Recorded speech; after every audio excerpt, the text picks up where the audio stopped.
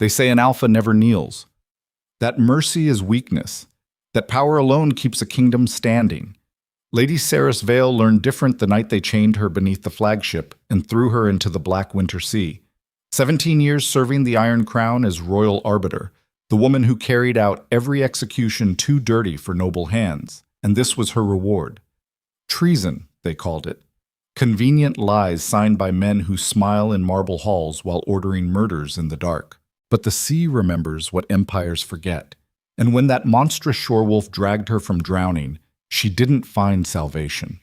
She found something far more dangerous, an exiled king, a beast wearing a man's face, and a war neither of them saw coming. Stay until the end to see how an empire burns when two predators stop hunting each other and start hunting the throne. Hit that like button and drop your city in the comments so I know my pack is watching. The water was black as old blood and twice as cold. Seris Vale stopped fighting the chains somewhere between the third wave and the moment her lungs decided burning was preferable to holding on. The iron around her wrists had already torn through skin. Salt water and open wounds felt like the Empire's final joke. 17 years of service. 17 years of carrying out sentences for men too cowardly to sign their own names to murder. And this was how loyalty died.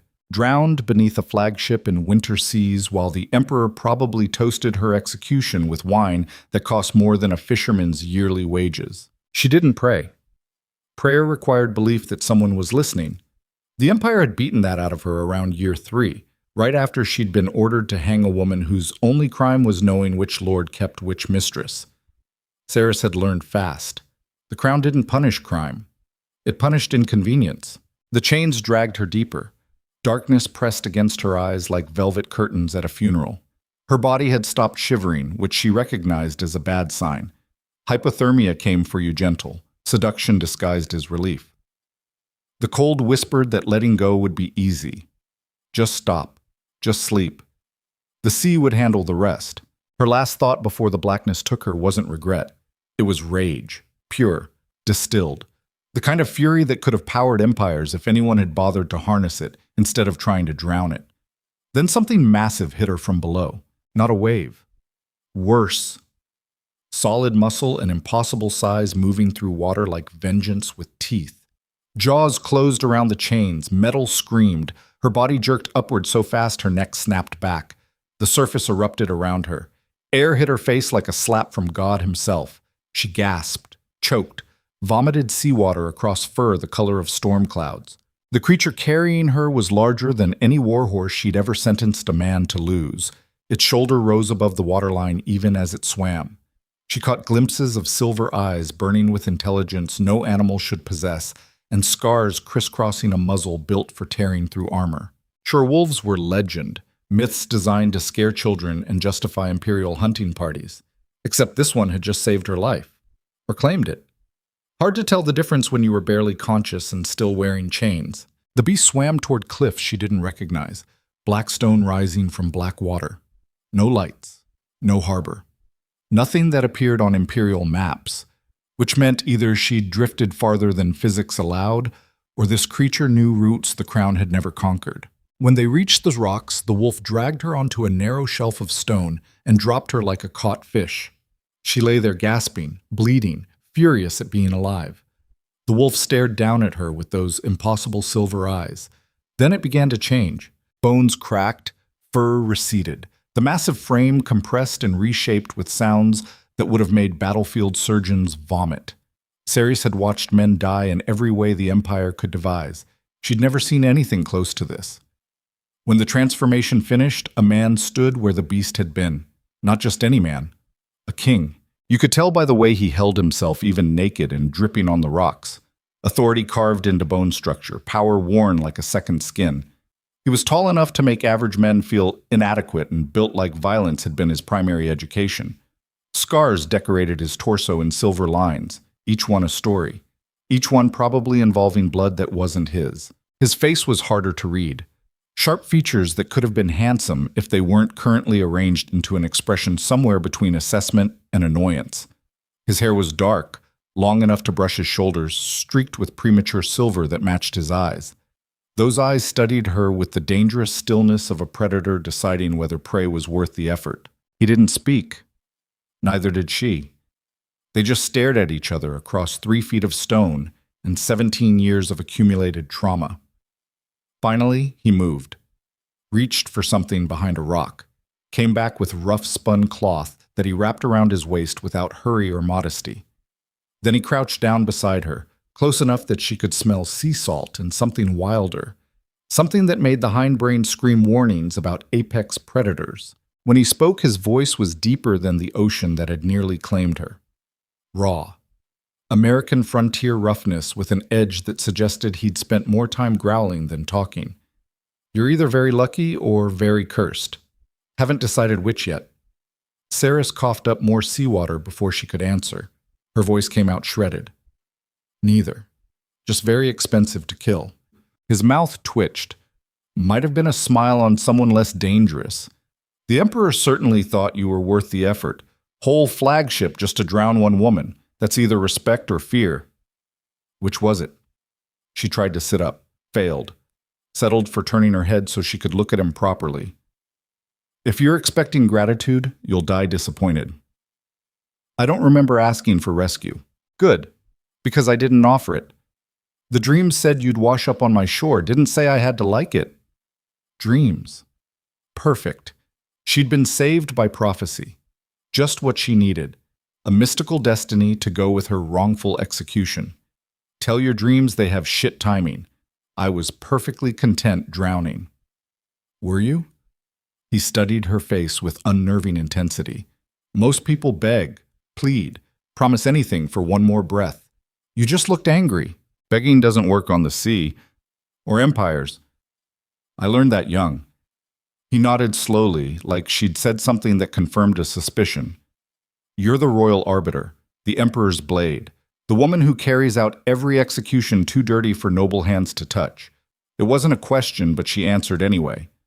Former Royal Arbiter, current traitor, soon-to-be historical footnote, except some bastard fishwolf decided to interfere with imperial justice. Is that what they're calling murder now? Justice?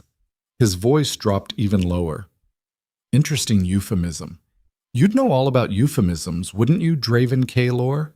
She watched recognition flash across his face. Yes. I know who you are. Storm King, Exile, the alpha who lost his throne because he refused to kneel when the Emperor demanded it. Figured you'd be dead by now. Most people stupid enough to defy the Iron Crown end up decorating the palace walls. He didn't react to the insult, just kept studying her with those silver eyes that saw too much. And yet here you are, the Emperor's most loyal executioner, betrayed by the very crown you served. Tell me, Arbiter, does irony taste different than seawater? She would have hit him if her arms worked. Instead, she settled for words sharp enough to draw blood. You want to gloat? Fine. Get it out. I've heard every variation of told you so from people who never had the spine to serve anything larger than their own comfort. You want to lecture me about loyalty, power, the cost of duty? Save it. I know what I did, every single execution. I remember their faces, their names, the sound they made when the rope pulled tight. You think I need some exiled wolf king to explain my sins? He was quiet for a long moment. Then he did something she didn't expect. He reached out and broke the chains around her wrists. Not gently. The metal shrieked as he pulled it apart like paper. His hands were careful, though. Avoided the raw wounds. Set her arms free without causing more damage. I'm not here to lecture you about your sins, Arbiter. I'm here because the sea brought you to my shore, and my dream said you'd bring an empire down. Whether you drown in guilt or rage doesn't change prophecy. It just changes what kind of weapon you'll be when the time comes. She stared at him. At this impossible man who'd been a monster 10 minutes ago. At the casual strength in hands that had just torn through imperial iron. At the scars covering skin that had been fur and was probably hiding more damage than she could see. I'm not anyone's weapon. Not anymore. He stood, looked down at her with something that might have been sympathy on a softer man. Everyone's a weapon, Arbiter. The only choice is who holds your handle and whether you're sharp enough to cut back when they try to use you wrong. Now get up. Storm's coming, and I'm not carrying you again. You walk or you drown. Same choice we all get. Her legs didn't want to cooperate. Everything hurt. The wounds, the cold, the betrayal still burning hotter than hypothermia. But she'd be damned before she stayed on the ground in front of a man who'd already seen her helpless once. She got her knees under her, then her feet, swayed, steadied, looked at the cliff face rising above them and the narrow path carved into black stone. Where exactly are we walking to? Home. He started up the path without checking if she followed, or the closest thing to it. Storm Court, where exiles go when empires decide they're inconvenient. She took one step, then another. Each one felt like negotiating with broken glass. And what's in the Storm Court besides more people stupid enough to defy the crown? He glanced back. Silver eyes caught moonlight. A king without a throne. Wolves without a pack. And now apparently an executioner without an empire. We'll figure out what to do with you when you're not actively dying. Until then, try to keep up. The tide comes in fast here, and I only rescue people once per prophecy. The path was steep, treacherous, slick with sea spray, and carved by people who clearly valued defensibility over convenience. Seris focused on putting one foot in front of the other, not thinking about the drop to her left or the wound screaming with every movement or the absolute insanity of following a shape-shifting wolf king into literal cliffs. Behind them, the sea roared against rocks. Above them, stars burned cold and distant. The Empire was out there somewhere. Marble towers and silver lies and an emperor who'd signed her death warrant with the same pen he used to compose poetry. She'd served that empire, believed in it, carried out its ugliest necessities because someone had to, and she'd been arrogant enough to think she could bear the weight. Turns out the empire didn't want servants who knew too much. It wanted weapons that didn't ask questions. Ahead of her, Draven moved like the cliff was his personal staircase, bare feet finding purchase on stone that should have been impossible to climb. He hadn't looked back since that first glance. Didn't offer help. Didn't slow down. Just expected her to keep pace or fall. Part of her appreciated that. The honesty of it. No false comfort, no gentle lies. Just the cliff and the choice and the understanding that weakness here meant death. They climbed for what felt like hours but was probably less. Time did strange things when you were operating on spite and seawater. Finally, the path widened, opened into a cave mouth large enough to swallow ships. Blue fire burned in sconces carved into the walls. Not natural fire. Something older. Salt fire, she'd heard it called. Burns cold instead of hot. Doesn't consume wood. Fed by something in the sea itself. The Storm Court. It was bigger than she'd imagined. Deeper. The cave system stretched back into the cliff face like veins through stone. Paths branched off in multiple directions. She could hear water moving somewhere below. Voices echoing from chambers she couldn't see. The smell of smoke and sea and too many people living in too little space. People emerged as they walked. Men and women wearing rough-spun clothes and suspicious expressions. Some of them were massive, built like they could bend iron bare-handed. Others looked almost normal except for eyes that reflected light wrong. A few watched her with recognition that made her skin crawl. They knew who she was, what she'd done. The Royal Arbiter had walked into the court of exiles she'd helped create. This was going to be fun. Draven led her deeper into the cave system, past cooking fires and makeshift homes carved into alcoves, past training yards where young people fought with wooden swords under torchlight, past an entire smithy built around a forge that glowed with heat that had nothing to do with conventional coal. They ended up in a chamber that felt almost regal, despite being carved from raw stone. Furs covered the floor. A table made from driftwood dominated the center. Maps were scattered across it, coastlines and territories marked in charcoal. An empire drawn by people who'd been cut out of it. Draven gestured to a chair. Sit, before you fall. Would be embarrassing for both of us if I saved you from the Emperor just to watch you die of stubbornness. She sat because he was right. Her legs had about 30 seconds left before they gave up entirely. The chair was surprisingly comfortable, carved to fit human proportions. Someone had spent time on it, cared about details, even in exile. A woman appeared carrying supplies. Older. Gray hair braided tight against her skull, hands that moved with medical efficiency as she set down bandages and herbs and a bowl of water that steamed despite having no visible heat source. She looked at Seris with the clinical assessment of someone who'd seen plenty of wounds and didn't waste sympathy on obvious causes. Arbiter. Her voice was flat. Professional. No warmth, but no hostility either. You look like something the sea spit out and the rocks chewed on. Let's see if we can keep you alive long enough to regret being rescued. I already regret it, Seris said. But I'd prefer not to die of infection. That seems like letting the Emperor win by technicality. The woman almost smiled. Almost. Fair enough. This is going to hurt. Try not to scream. Wolves get nervous when prey makes loud noises. She wasn't joking about the pain. Whatever was in those herbs burned like liquid fire in open wounds. Seris bit down on her tongue hard enough to taste blood and focused on breathing through her nose. The woman worked with practiced efficiency, cleaning, binding, applying salve that smelled like low tide and made the burning worse before it got better. Draven watched from across the table. He'd pulled on actual clothes at some point. Rough pants, a shirt that had seen better days. He looked more human-clothed. Almost.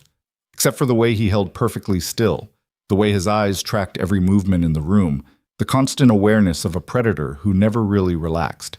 When the woman finished, she packed up her supplies and left without ceremony. The door closed. They were alone. Just Seris and the Storm King and 17 years of history neither of them had acknowledged yet. You served the Empire well, Draven said finally. His voice carried no judgment. Just statement of fact. 17 years of loyal execution. They say you never hesitated, never questioned, just carried out every sentence handed down from the throne no matter how obviously political it was. Is that true? Seris met his eyes. Yes. Every word of it. I was the blade. Hesitation would have made me useless. Questioning would have made me dangerous. So I didn't. I just did the job no one else wanted and told myself I was serving something larger than my own conscience. And now? Now I know what every idealist learns eventually. Service doesn't protect you from the masters. It just makes you more useful until the moment you become inconvenient. Then you're garbage like everyone else. He nodded slowly, poured water from a pitcher into 2 cups, slid one across the table to her. So what did you do? What made you so inconvenient the Emperor decided drowning was the only option? She picked up the cup, stared into water that was probably cleaner than anything she'd drunk in the Imperial Palace. I found out his wife didn't die of illness. Someone poisoned her, and I made the mistake of trying to figure out who. His expression didn't change, but something shifted in his posture. Did you find out? Yes. Who? She drank. The water was cold and perfect and exactly what her body needed. Lady Valora Thorn, Imperial cousin, mistress of political poison, the woman who spent 30 years arranging murders with jeweled hands and velvet smiles. She killed the Empress, framed 3 courtiers for treason to cover it up.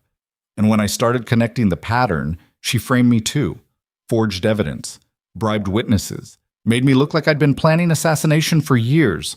The Emperor believed it because believing it was easier than admitting his cousin was the real threat. Draven was quiet for a long time. His fingers drummed against the table. Once, twice, then stopped. And the evidence?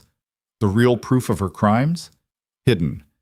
I have an apprentice, girl named Elaine, smart enough to know when to keep her head down and her eyes open. She preserved my office, kept the ledgers I'd been building. If she's still alive, the evidence exists. If she's still alive, Draven repeated. That's a lot of weight to put on one girl's survival. She's lasted this long. She's tougher than she looks. Most people who survive the Imperial court are. He stood, walked to the maps on the table, stared down at charcoal lines representing territories his people had been exiled from.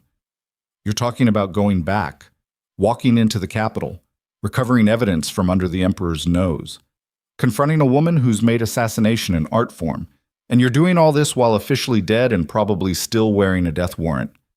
Yes, just checking. He looked up. Silver eyes locked on hers. Because that's suicidal. Elaborate, well-reasoned, but still suicidal, probably. But I didn't survive drowning just to hide in caves. The Empire is corrupt. The crown is compromised.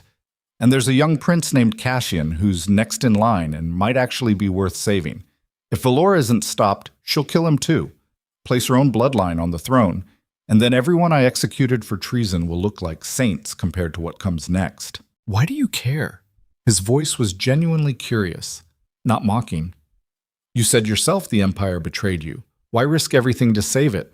She stood too, ignored the way her legs protested, walked to the table and looked down at his maps. A territory stolen from his people, at coastlines his clans had been driven from, because crowns are just blades with prettier metal. The question isn't whether power exists, it's whose hand steadies it. Cassian might actually care about governance instead of glory. That's rare enough to be worth dying for, or you just hate Valora enough to burn the world down for revenge. That too. She smiled. It wasn't pretty. The great thing about righteous causes is they provide excellent cover for personal vendettas. He laughed. Actually laughed.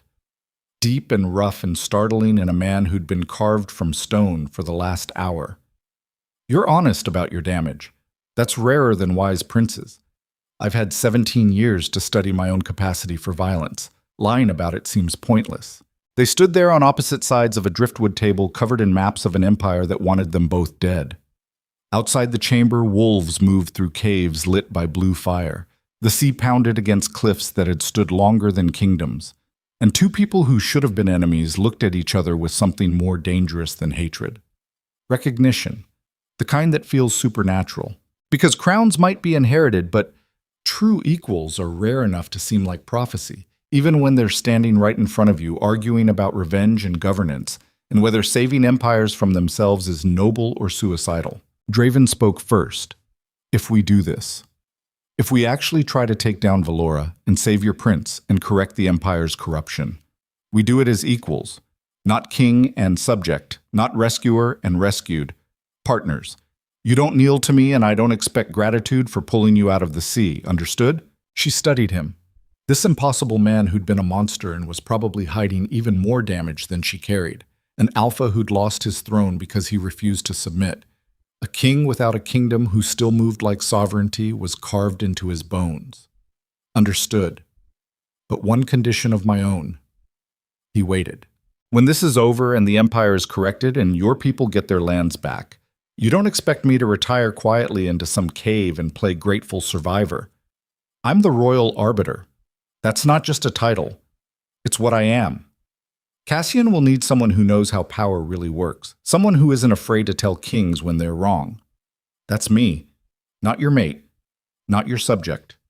Your equal. Always. Something passed across his face. Might have been respect.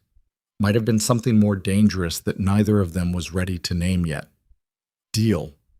Though for the record, anyone stupid enough to think you'd retire quietly hasn't been paying attention. Then we have an accord. They shook hands across the table. His grip was strong enough to break bones, but controlled enough to make it partnership instead of domination. Hers was firm, despite bandages and exhaustion and the 17 years of blood she carried. When they let go, the air in the chamber felt different, charged, like something ancient had woken up and decided to pay attention. Outside, storm clouds gathered. Inside, war began. Not with armies, not with declarations, but with two damaged people looking at maps and starting to plan how an empire falls when the people it tried to drown come back from the sea, carrying evidence and rage, and the kind of fury that comes from being discarded by the very institutions they'd served. Draven called in his second, a man named Garrett, who was built like a war monument and had eyes that suggested he'd seen things that would break normal people. He listened as they outlined the situation. Valora, the evidence, the prince, the timeline collapsing faster than they'd like. When they finished, Garrett studied Seris with the flat assessment of someone who'd learned to read people or die young. You're asking us to risk everything we've built here, our safety, our secrecy, our survival, for an empire that exiled us, hunted us, would kill us tomorrow if it knew where to find us. Why would we do that? Because imperial corruption doesn't stay in the capital, Seris said. It spreads. Valora wants the throne, and she won't stop with the crown. She'll come for your clans next. Anyone outside her control becomes a threat. You can hide in these caves until she decides wolf pelts would look good decorating her throne room. Or you can help us stop her now, while there's still an empire worth saving. And if your prince dies, if this evidence doesn't exist, if we walk into the capital and get slaughtered for our trouble, then at least we'll die fighting instead of hiding. She held his gaze. I know what your people think of me, the Arbiter, the Emperor's blade.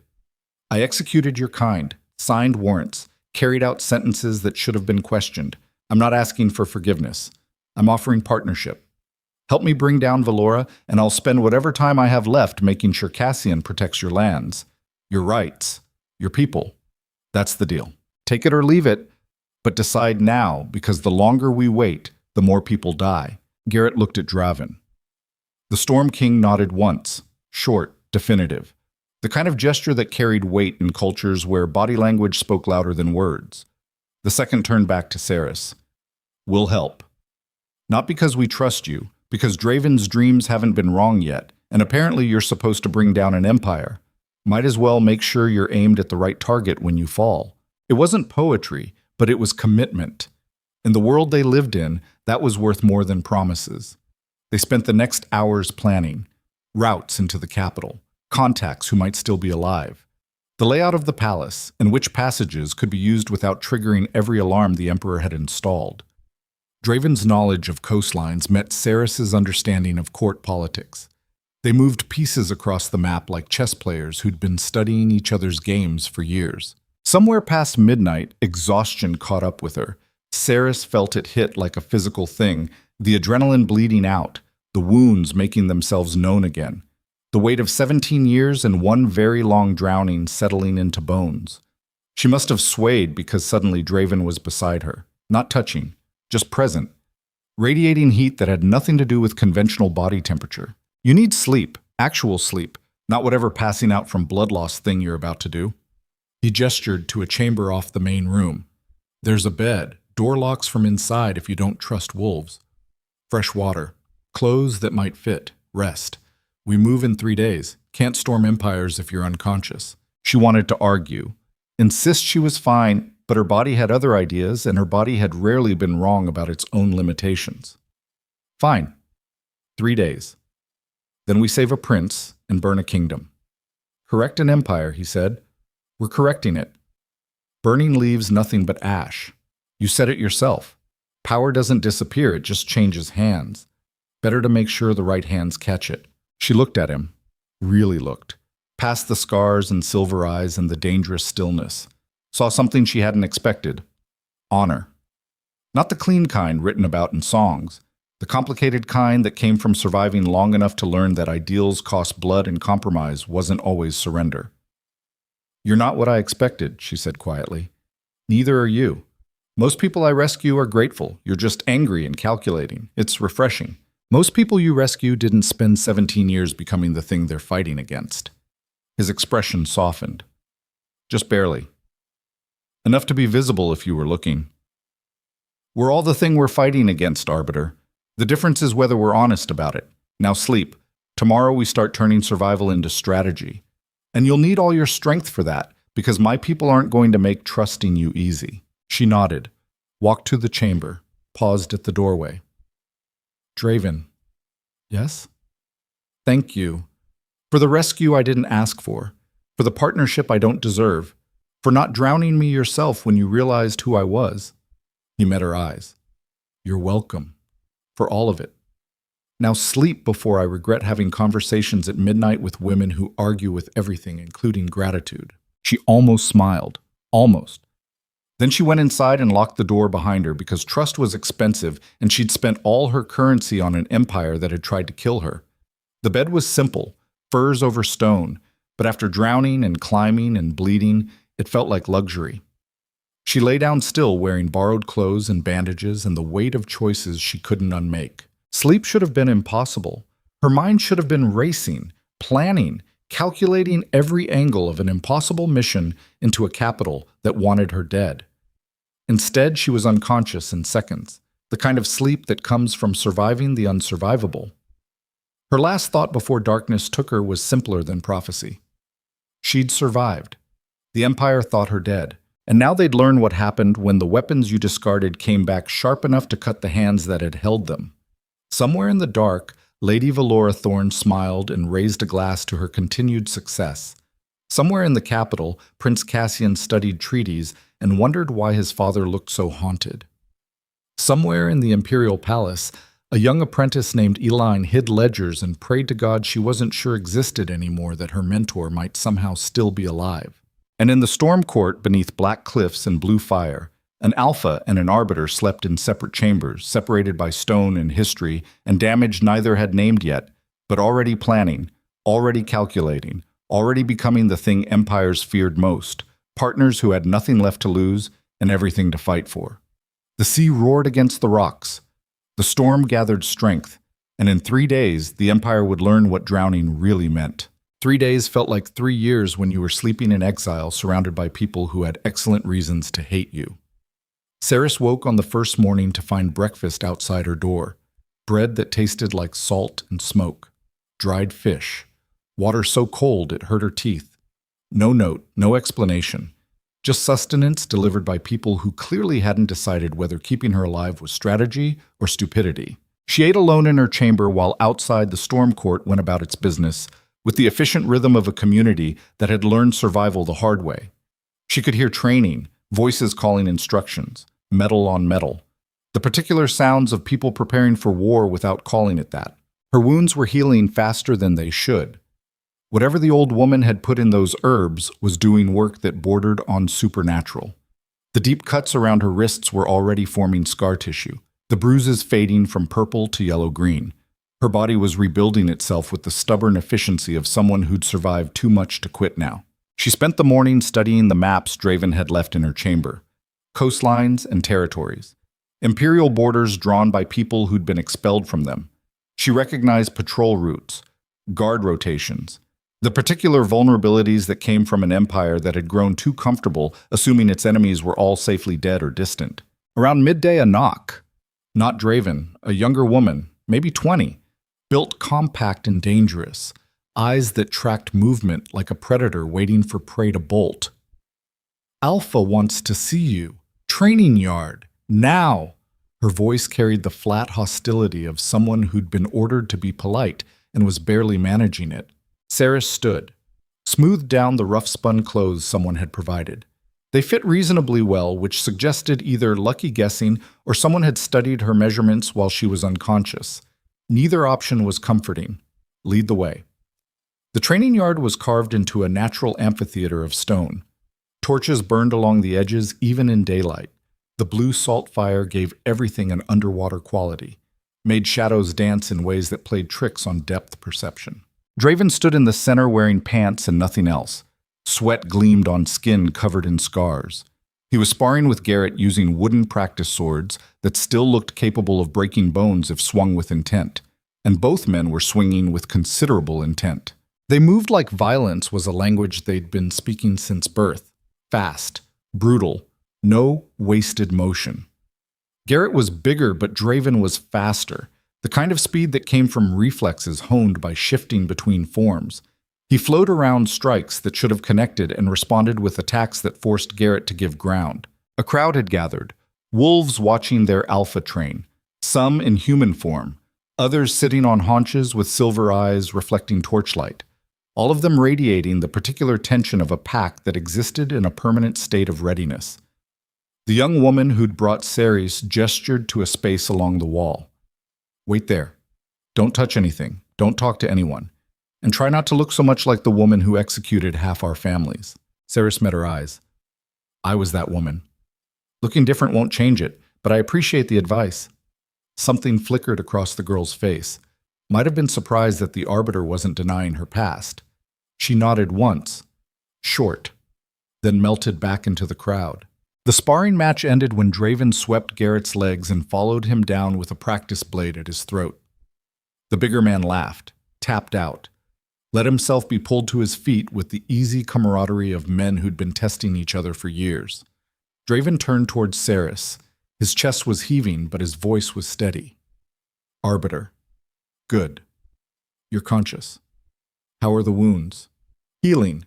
Your healer has skills that border on witchcraft." "They border on nothing. She was a witch before the Empire decided magic was inconvenient and started hunting practitioners." He walked closer, close enough that she could smell sweat and sea salt and that wild undertone that marked him as other. "We need to talk about the capital, the timeline, and whether you can actually fight or if I'm bringing a politician into a war." "I can fight." She kept her voice level. though it's been years since anyone stupid enough to challenge the Royal Arbiter lived long enough to require a second engagement. That got laughs from the crowd. Surprised ones. Like they hadn't expected the Emperor's blade to have a sense of humor about her own capacity for violence. Draven's mouth twitched. Good. Because we're not sneaking into the palace like thieves. We're walking in during the solstice convocation when every noble in the Empire will be watching. That means you need to look like the Arbiter. Move like her. Convince a room full of people who think you're dead that you're very much alive and extremely dangerous. Can you do that? She held his gaze, the silver eyes studying her with that unnerving intensity. I've been the Arbiter for 17 years. Playing the role is the easy part. The hard part is convincing your people to trust me long enough to make it to the capital without someone deciding to finish what the Emperor started. Fair concern. He raised his voice so the whole yard could hear. This woman served the Empire, executed our kind, carried out sentences that should have been questioned. I'm not asking you to forgive her. I'm asking you to use her. She knows the palace, knows the players, knows exactly where Valor Thorn keeps her secrets. We need that knowledge. After this is over, after Valora falls and our lands are restored, anyone who wants to challenge the Arbiter can do so with my blessing. But until then, she's under Storm Court protection. Anyone who touches her answers to me. Understood? Silence. The kind that felt like negotiation. Pack dynamics playing out in glances and body language. Finally, one of the older wolves shifted human. A man with gray in his hair and scars that suggested he'd survived things that should have killed him. She executed my brother, hanged him for defending his family against Imperial hunters who were burning our dens for sport. She didn't question the charges, didn't investigate, just carried out the sentence like it was Tuesday. Seris didn't look away. Your brother's name was Marcus Thane. He killed 3 hunters and wounded 2 more. The charges said he attacked without provocation. I know now that was probably a lie. The Empire excelled at lies. But I didn't question it because questioning would have made me useless, and being useful was how I stayed alive long enough to learn the truth. I can't unmake your brother's death. I can't give you back the years you lost. But I can help bring down the system that killed him. That's all I'm offering. Take it or don't. The old wolf studied her for a long moment. Then he nodded. Slow, deliberate, after. When this is done, you and I settle accounts. Fair enough. She inclined her head. I'll be here. The tension in the yard eased fractionally, not trust, but acceptance that the Alpha had made a decision and the pack would follow even if they didn't like it. That was its own kind of power. The authority that came from earning loyalty instead of demanding it. Draven turned back to her. Good. Now let's see if you can actually hold a blade, or if 17 years of signing death warrants made you soft. She almost smiled. Almost. You want to spar with me? Here? In front of everyone? I want to know what you're capable of. There's a difference between executing restrained prisoners and fighting someone who fights back. His eyes held challenge. Unless you'd prefer to skip the demonstration and just promise you'll be fine when violence happens. She walked to the weapon rack, selected a practice blade that felt balanced despite being wooden, tested the weight, the grip, the reach. It had been years since she'd needed to fight personally. The Arbiter's authority usually prevented situations from escalating to physical confrontation. But before that authority, there had been training. Brutal. Comprehensive. The kind that assumed women needed to be twice as skilled to earn half the respect. She turned to face him. Let's find out. They circled each other. The crowd pressed closer. This wasn't just sparring anymore. It was theater. The exiled Alpha and the Emperor's executioner testing each other while wolves watched for weaknesses. Draven moved first. Fast strike toward her right side. She parried. Barely. The impact sent shock through her arms. He was holding back, but not much. Testing her defenses. She responded with a low thrust toward his knee. He shifted, avoided it, came back with an overhead strike that would have split her skull if it connected. She rolled left. Came up swinging toward his ribs. Wood cracked against wood. They separated. Circled again. Her wounds were screaming, the healing tissue protesting every movement. But pain was information, and information was useful. He was faster, stronger, had reach and weight advantage. But he telegraphed slightly before committing to attacks. The beast in him made him direct, powerful, less interested in deception than domination. She could work with that. Next exchange, she feinted high and went low, caught him in the thigh. Not hard enough to injure, but enough to make him grunt. He retaliated immediately. Combination attack that drove her back 3 steps. She blocked, blocked, blocked. Then twisted and caught him in the shoulder with a strike that had more technique than strength behind it. They broke apart, both breathing hard, sweat making her borrowed shirt stick to her back. The yard was silent, watching, judging. Draven smiled, actually smiled. It transformed his face from dangerous to something more complicated. You've been holding out on me, Arbiter. That's not politician fighting, that's training. I told you. Before I was the Royal Arbiter, I had to survive long enough to become her. She lowered her blade. That required learning how to break men who thought women were easy targets. He nodded, respect in his eyes now. Good. You'll need that in the capital. Valora doesn't fight fair, and the palace is full of people who'll smile while planning your murder. He raised his voice again. The Arbiter can hold her own. Anyone who doubts her competence can challenge her after we return. Until then, treat her like any other Storm Court fighter. She earns her place the same way we all did, by surviving. The crowd dispersed slowly, some still hostile, others thoughtful. A few looked almost impressed, which was more than Seris had expected. Garrett approached as she was returning the practice blade. You fight dirty. I approve. The palace is going to be a bloodbath if things go wrong. Good to know you won't hesitate when the knives come out. I've never hesitated, Garrett. That's the problem. She met his eyes. I hesitated about the wrong things, questioned the wrong people, trusted the wrong institutions. But when violence was required, I delivered. That's not changing just because I'm on a different side now.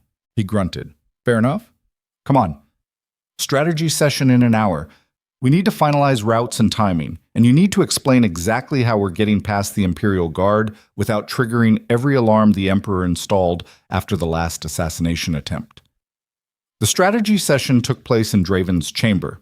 Maps covered every surface, charcoal marks indicating patrols and shift changes, and the particular vulnerabilities that came from guards who'd gotten comfortable with peacetime. Seris stood at the table studying routes she'd traveled 1,000 times. The servant passages, the forgotten vaults, the particular corridors that connected the old palace to the new construction. The Empire had layers, each generation of rulers adding their own architecture without fully understanding what came before. That created gaps, spaces where people could move unseen if they knew where to look, and Seris knew where to look. She'd spent 17 years learning every secret the palace kept. The solstice convocation happens in the Crystal Hall, she said. Everyone who matters will be there. Nobles, counselors, foreign dignitaries. Valora will be beside the Emperor, probably wearing something green. She favors emerald because it matches her house colors and makes her look regal instead of murderous. How do we get inside? Draven asked. The main entrances will be guarded. The secondary ones watched. They'll have increased security because of the foreign delegations. We don't use entrances. We use the catacombs. She traced a line on the map with her finger. Under the palace are burial vaults dating back 6 dynasties. Most people have forgotten they exist. But there's a passage that connects to the old servant quarters. From there, we can reach the archives where a line should have hidden the evidence. Then we move to the Crystal Hall through the observation gallery. It's designed for Imperial guards during ceremonies. But if we time it right, we can replace them without anyone noticing until we're already in position. And if your apprentice is dead? If the evidence doesn't exist? Garrett's voice was flat. We'll be trapped in a palace full of hostiles with no backup and no exit strategy. Then we improvise. She looked at him. But Aline is alive. She survived this long because she's smarter than most of the people hunting her, and she knows the value of evidence. It'll be there. You're betting all our lives on faith in a girl you haven't seen in weeks. Garrett shook his head. That's not strategy. That's hope. And hope gets people killed. So does hesitation. Seris held his gaze. Every plan requires some element of trust. Either you trust that I know my apprentice or you don't trust me at all. But make the decision now because I won't waste time arguing strategy with people who've already decided I'm wrong. Draven's voice cut through the tension. We trust her. Not because she's earned it, but because the alternative is hiding in caves while Valora consolidates power and eventually comes for us anyway. At least this way we control the timing. He looked at Seris. How many people can you get through the catacombs without alerting guards? Depends on how quiet they are. The passages are narrow. Sound carries. I'd say 6. Maybe 8 if they're disciplined. She paused. But I should go alone. Me and maybe one other. The more people we bring, the higher chance someone notices. Alone. Draven's voice went flat. Dangerous. You want to walk into a palace full of people who think you're a traitor with minimal backup. That's suicide. That's efficiency. Too many bodies create too many variables. Aline knows me. She'll trust me. She won't trust a pack of wolves she's never met. Let me go in. Recover the evidence. Signal when I have it. Then you make your entrance during the convocation with the proof already secured. That way, even if something goes wrong, the evidence exists. And if they catch you? If Velora has guards waiting? If this is a trap? Then I die. Again. Officially this time. She kept her voice steady. But at least the evidence will be out there. At least Cassian has a chance. That's worth the risk.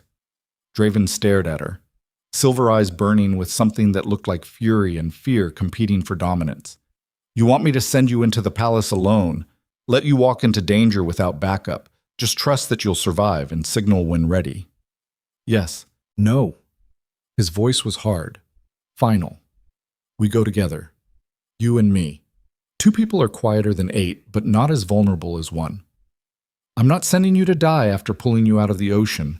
I don't need protection. Her voice rose to match his. I need efficiency. I've been in that palace 1,000 times. I know every guard, every rotation, every patrol pattern. You're a 7-foot wolf king who glows silver when you shift.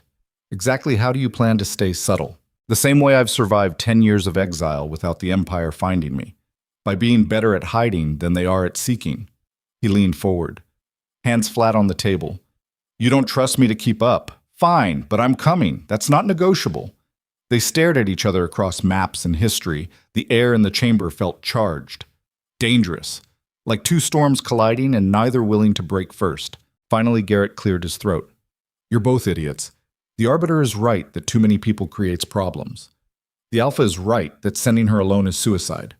Compromise. 2 people. Both of you. You know the palace. He knows how to kill quietly. Seems like decent pairing if you can stop arguing long enough to actually execute the plan.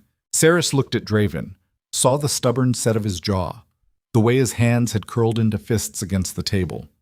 The particular tension of a man trying very hard not to let his instincts overwhelm his judgment. She understood that tension, felt it herself. The difference was, her instincts said survive at any cost. His said protect. And protection could be just as dangerous as abandonment when it came with expectations of gratitude or surrender. Fine, she said. 2 people. But when we're in the palace, I lead. You follow. No questions. No arguments. No alpha dominance games. In that building, I'm the expert. Understood? He was quiet for a long moment, then nodded. Slowly. Like agreeing cost him something. Understood. In the palace, you lead. Outside it, we're equals. Deal? Deal. They shook on it. His hand was warm despite the cold of the caves. Calloused. Strong enough to break her fingers if he squeezed. But his grip was controlled, careful. The restraint of a predator who knew his own strength and chose not to use it.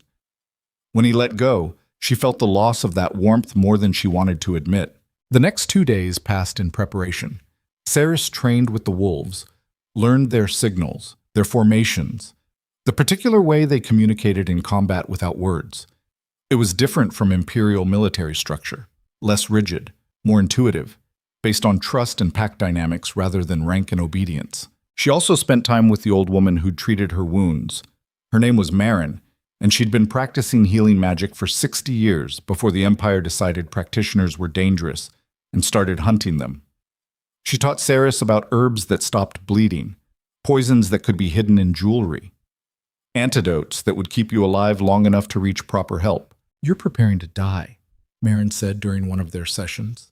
That's smart. Most people walk into danger thinking they're invincible. You're calculating how to survive catastrophic injury.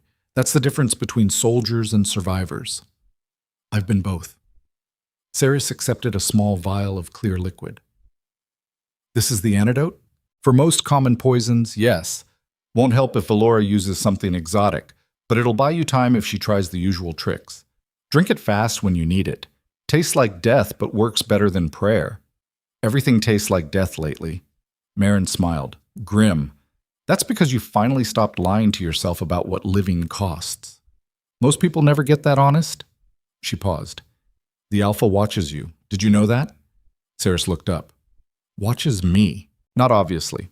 He's subtle when he wants to be. But his eyes track you across rooms, measure distances, calculate threat ranges. The way predators do when they're protecting territory. Or claiming it. Not sure which yet. Maybe he doesn't know either. I'm not territory to be claimed. Tell him that. Might save you both some trouble. Marin packed away her supplies. Though for what it's worth, I've known Draven since he was young. Watched him become Alpha, lose his throne, learn to lead in exile. He's not the claiming type, more the guarding type, which is almost worse because guarding comes with this whole mess of protective instincts that don't ask permission before activating. That sounds exhausting. Being Alpha usually is. Being around one is worse. All that controlled power looking for things to protect. You've spent your life being a weapon. He's spent his being a shield. Put those together, and you either get perfect partnership or mutual destruction. Flip a coin. Seris thought about that conversation later while packing supplies for the mission. Weapons. Climbing gear. The formal black leathers of her office that someone had recovered from Imperial storage before she'd been arrested. Wearing them felt like putting on armor, or a target. Hard to tell the difference. Draven found her in the armory checking blade edges. He'd changed into darker clothes. Practical. Designed for movement rather than ceremony. His hair was tied back, revealing the sharp angles of his face. The silver eyes that never quite looked human, even in human form. Ready? His voice was quiet. Almost gentle. As I'll ever be. She sheathed the blade she'd been examining. We leave at nightfall? Yes.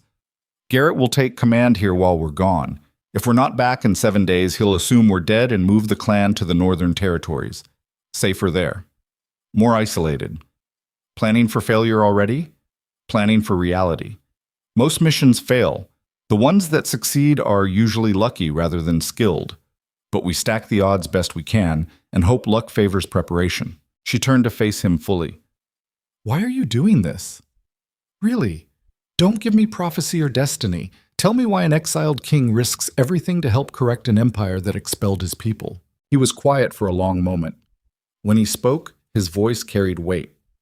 Because empires don't stay confined to their own borders. Corruption spreads. Vaelora wants the throne, and she won't stop with the crown. She'll come for the clans eventually. Anyone outside her control becomes a threat. I can fight her here in the shadows, or in the capital where her power is concentrated. The capital is more dangerous but more permanent. If we take her down there, we end the threat before it spreads. That's strategy, not motivation. What do you actually want? He met her eyes. Silver burning in torchlight. I want my people to go home. Want children to grow up without learning to hide from hunters. Want the storm clans to exist as more than ghosts haunting coastlines. I want peace. Real peace. Not the kind built on submission, but the kind built on mutual respect. And I think your prince might actually be capable of building that, if he survives long enough to try. You have hope. She said it like an accusation. After everything the Empire did to you, after losing your throne and watching your people hunted like animals, you still believe the system can be fixed. Not fixed, corrected. There's a difference. Fixed implies returning to some previous state. Corrected means making it better than it ever was before. His voice went rougher, lower. I've spent 10 years surviving in shadows. I'm tired of it, tired of running, tired of hiding, tired of being defined by what was taken instead of what we're building. If this mission succeeds, my people get their lands back. They get recognition. They get to exist without constantly looking over their shoulders.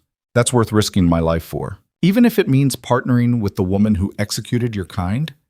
Especially then. Because if you and I can find common ground, maybe there's hope for everyone else. He paused.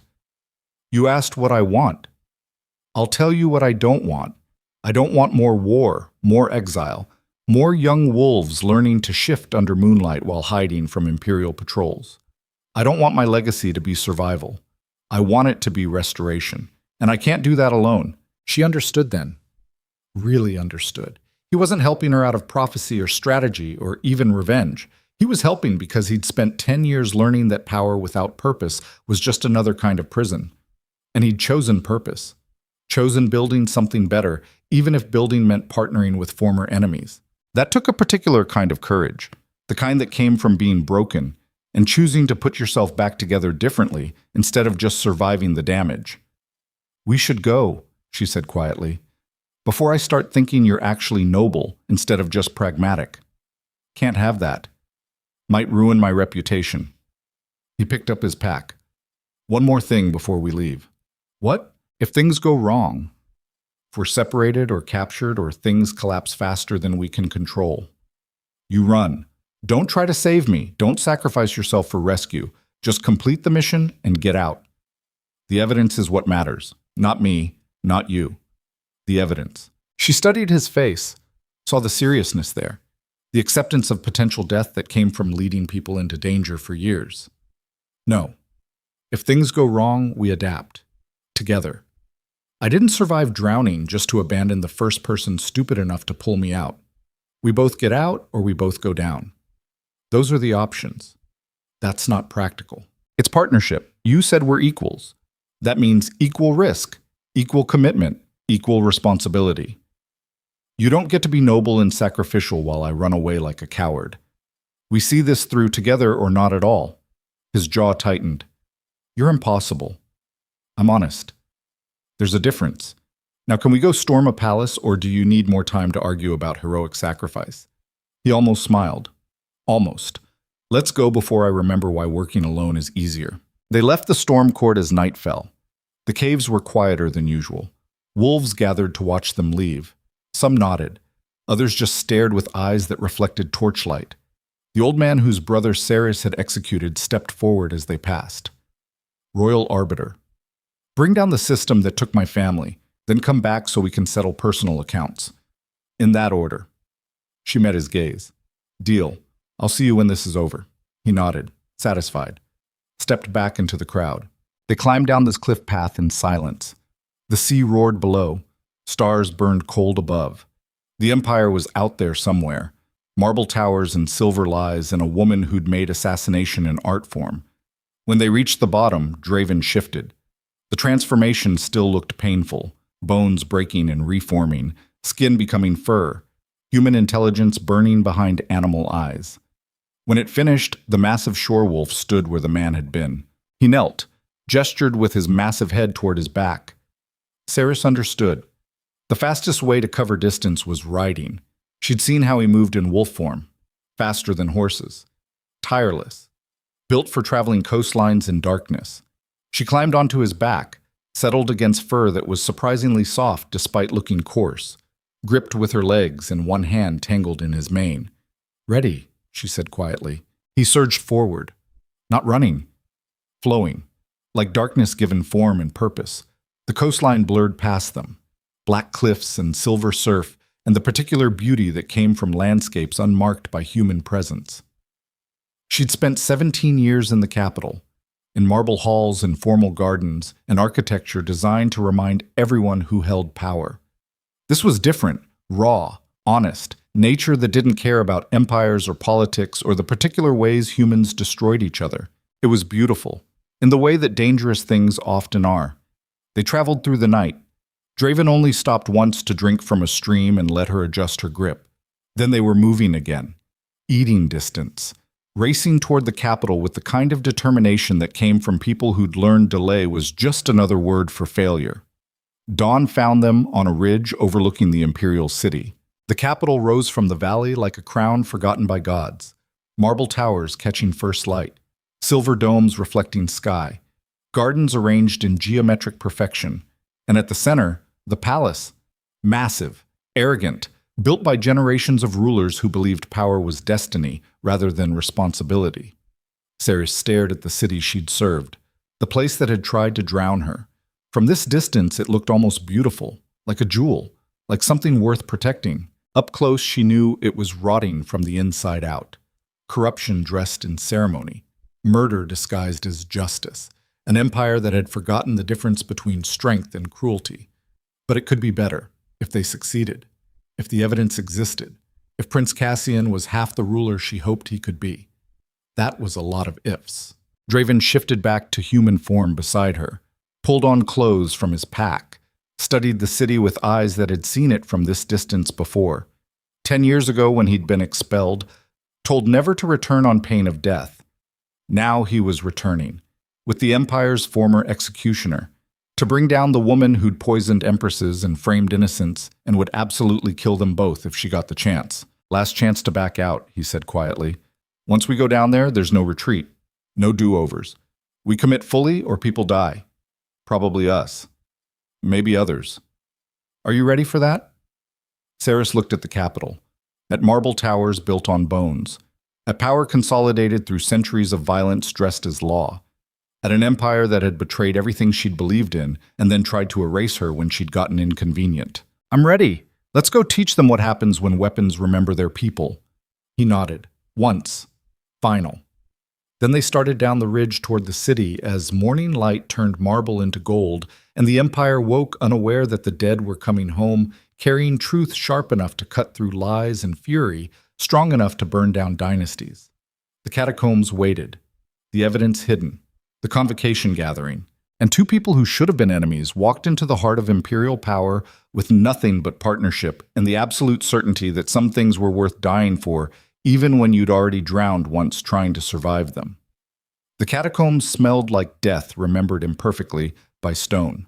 Seris led the way through passages that hadn't seen living feet in decades, torch in one hand, blade in the other. Behind her, Draven moved with the silent efficiency of a predator, trying very hard to remember he was human-shaped and needed to act accordingly. The entrance had been exactly where she'd remembered, hidden behind a collapsed section of the old city wall. Forgotten by everyone except archivists and people who'd spent 17 years learning every secret the palace kept. They'd slipped inside just after dawn while the city was still waking.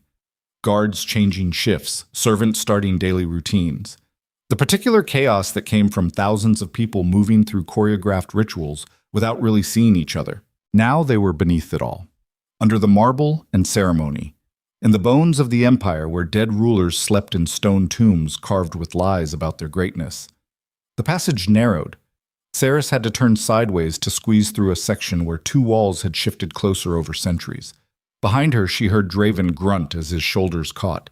Then the scrape of stone against leather as he forced himself through anyway. You could have mentioned some of these passages were built for smaller people, he said quietly. His voice echoed strange in the confined space. I told you the catacombs were old. Old means built before everyone started breeding for size. You want to complain about architecture or keep moving? Keep moving. Just noting that if we need to run, these passages are going to be problematic. Then we don't get caught. Simple. Your definition of simple is terrifying. They emerged into a larger chamber. Tombs lined the walls, stone sarcophagi carved with names she recognized from history. Emperors and empresses who'd ruled with varying degrees of competence and cruelty, all of them reduced to bones and dust and propaganda carved into rock. There was something clarifying about tombs. They reminded you that power was temporary, that crowns eventually fell off skulls when the flesh rotted away, that every empire was just a collection of people pretending their particular arrangement of violence was civilization. The passage continued upward, steeper now. Stairs carved into rock by people who'd understood that burial vaults needed access but shouldn't be too convenient.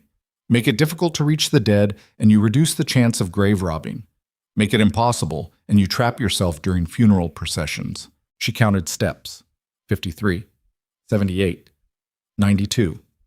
The number that meant they were directly under the old servant quarters, under the section of the palace that had been built first and renovated least because nobles didn't care what servants lived in as long as the work got done.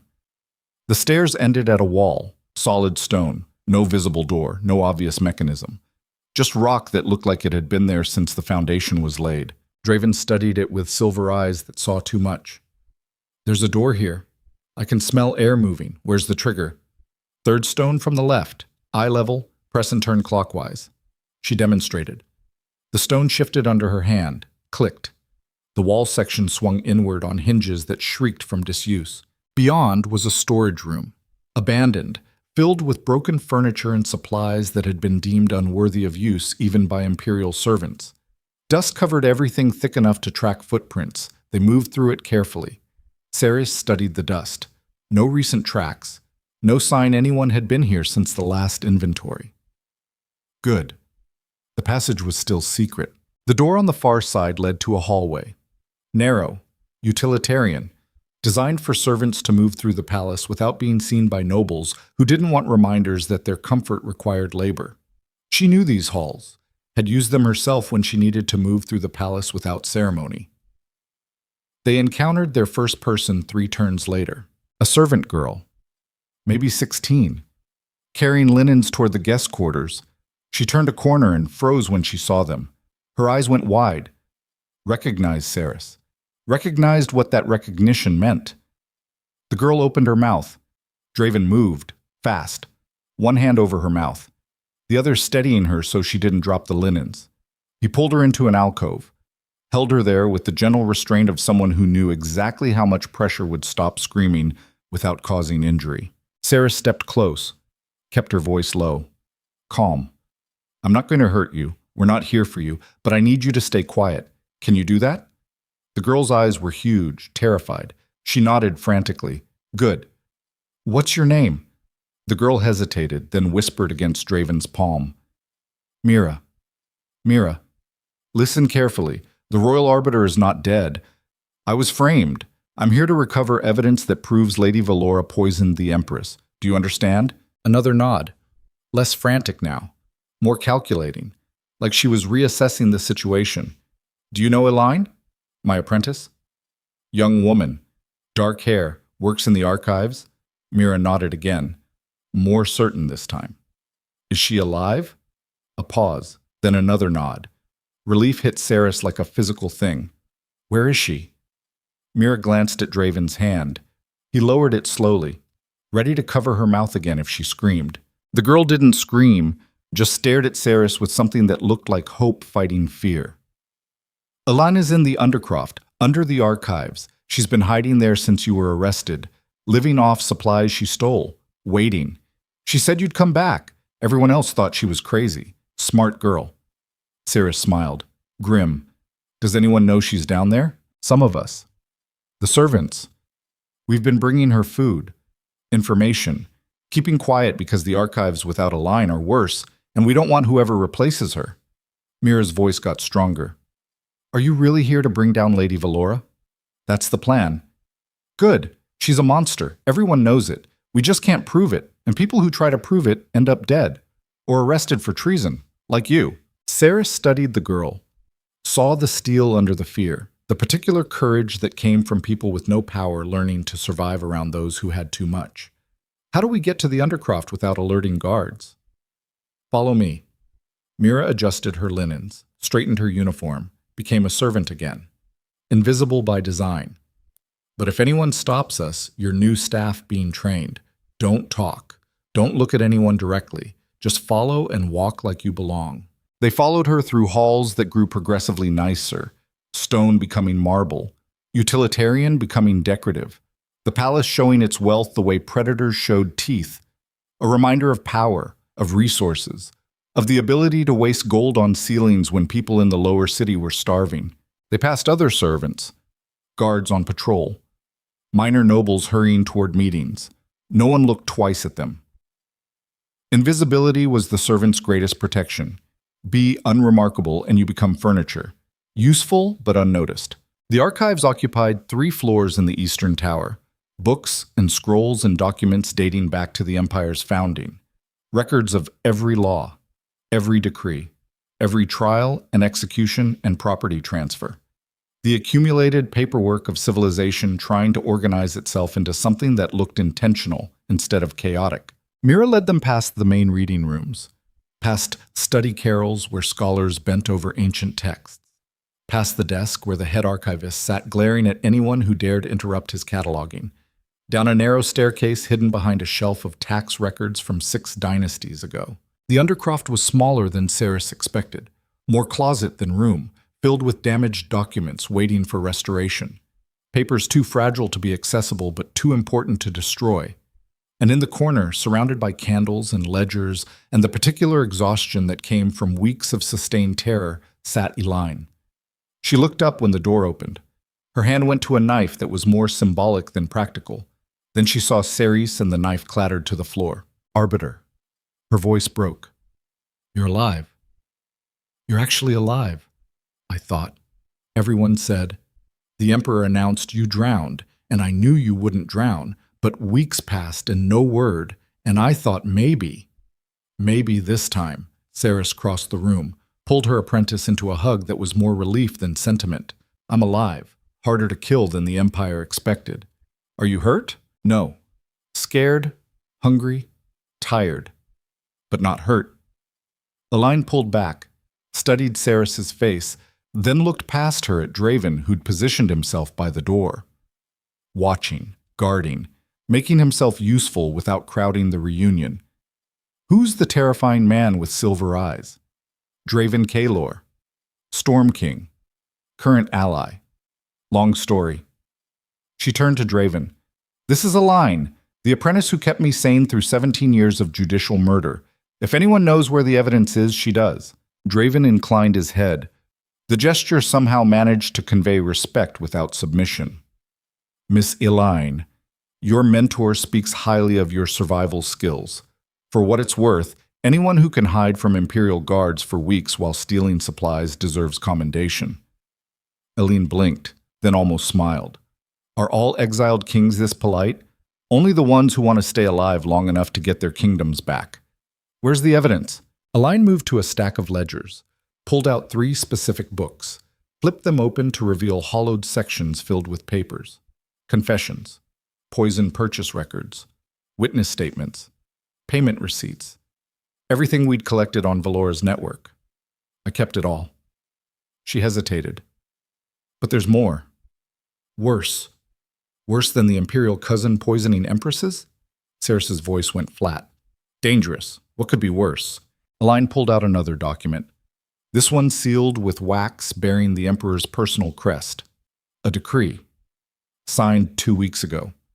It strips Prince Cassian of succession rights, names Valora's son as heir instead. The Emperor signed it during a fever. Witnesses say he barely knew what he was approving. But it's legal. Official. And once it's announced at the Solstice Convocation, changing it will require overturning Imperial law. When's the announcement? Tonight. During the feast. Valora planned everything, the timing, the audience, the foreign delegations who will witness it and carry word back to their kingdoms. Once the decree is public, killing Cassian becomes pointless. He'll be legally irrelevant. She wins without assassination. Seris stared at the document, at the Emperor's signature that looked shaky even on paper, at the date that meant they had hours instead of days, at the evidence of corruption so deep it had infected the highest levels of power.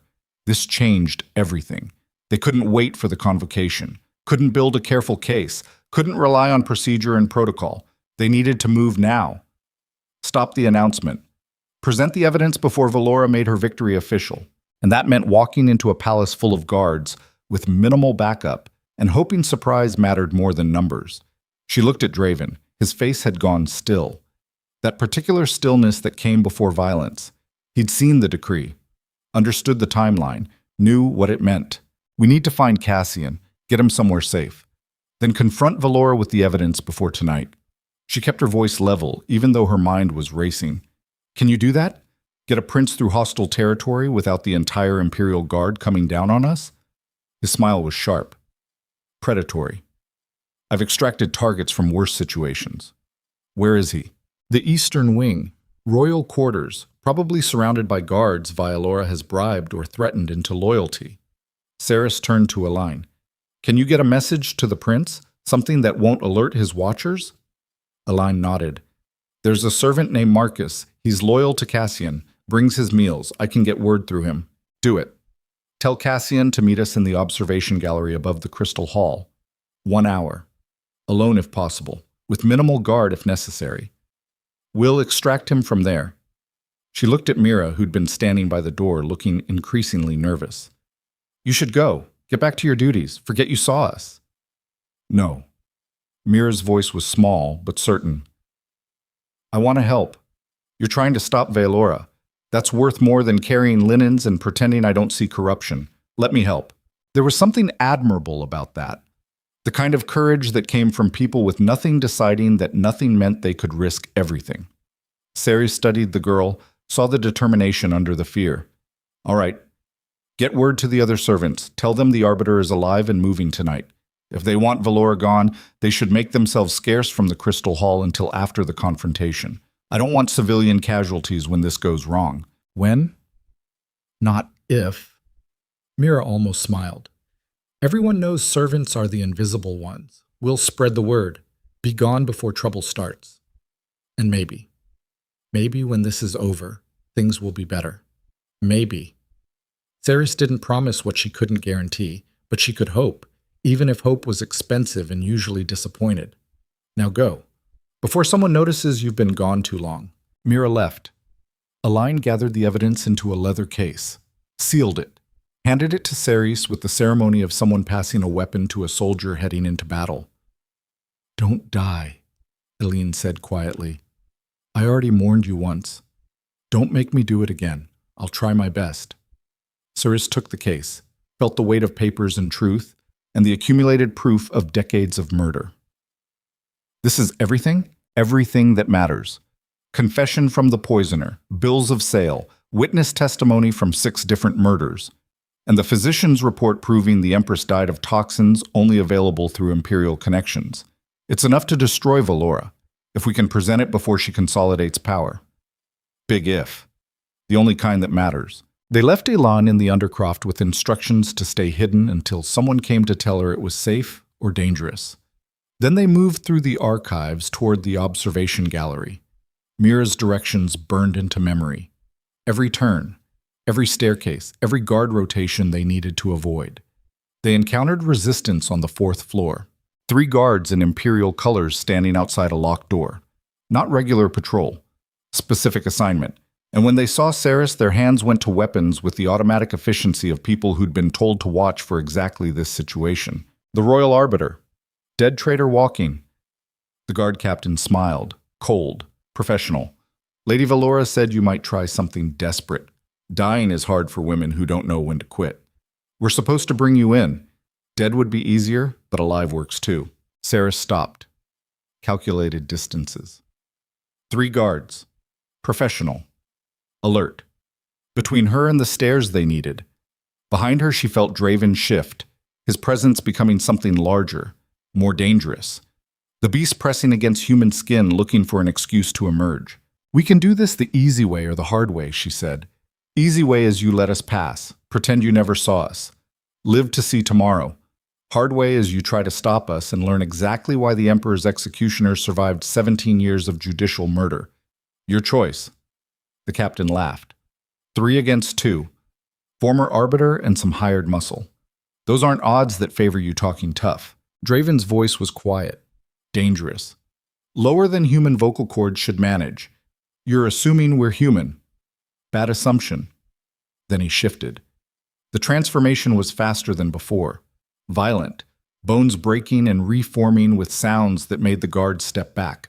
Fur erupting. Size expanding. The human shape compressing and exploding into something that belonged in nightmares. The wolf that emerged was larger than before. Angrier. Silver eyes burning with intelligence and fury. It filled the hallway. Made the ceiling feel lower, made the walls close in. The guards froze. Because training is one thing, preparation is one thing, but facing a creature from banned legends that shouldn't exist was something else entirely. The captain recovered first. Sorcery. Illegal magic. He raised his blade. Charged. Draven caught him. Jaws closing around the sword arm. Not crushing, just holding, exerting enough pressure that the blade clattered to the floor and the captain screamed. The other 2 guards broke. Ran, years of training evaporating in the face of supernatural violence they'd been told was myth. Seris walked past the captain who was still caught in Draven's jaws. Whimpering, bleeding, learning that mercy from predators was temporary and conditional. "Let him go," she said quietly. "He's not worth killing." Draven released him, shifted back. The transformation leaving him breathing hard and covered in sweat. Blood dripped from his mouth, not his, the guards. He wiped it away with the back of his hand. The captain scrambled backward, staring, terrified. Go, Seris said. Run. Tell Valora the dead woman is coming. Tell her the evidence exists. Tell her every murder she committed is documented. Maybe she'll panic. Maybe she'll make a mistake. Either way, run. The captain ran. They continued upward. Draven pulled his shirt back on with hands that shook slightly. The aftermath of transformation. The cost of shifting too fast. Pushing the beast to emerge without proper preparation. You all right? Seris kept her voice low. Fine, that was closer than I'd like. If they'd all charged together instead of freezing, we'd have problems. But they didn't. Predators understand fear. Use it against prey, and prey usually cooperates. That's universal law. Works on everything from mice to Imperial guards. You have a disturbing amount of experience turning fear into strategy. 17 years as the Royal Arbiter. Fear was my primary tool. Make people afraid of consequences and they comply without force. It's efficient, brutal, and absolutely necessary when you're a woman trying to hold authority in a system designed to deny it. They reached the observation gallery as the palace bells struck midday. The crystal hall below was being prepared for the evening convocation.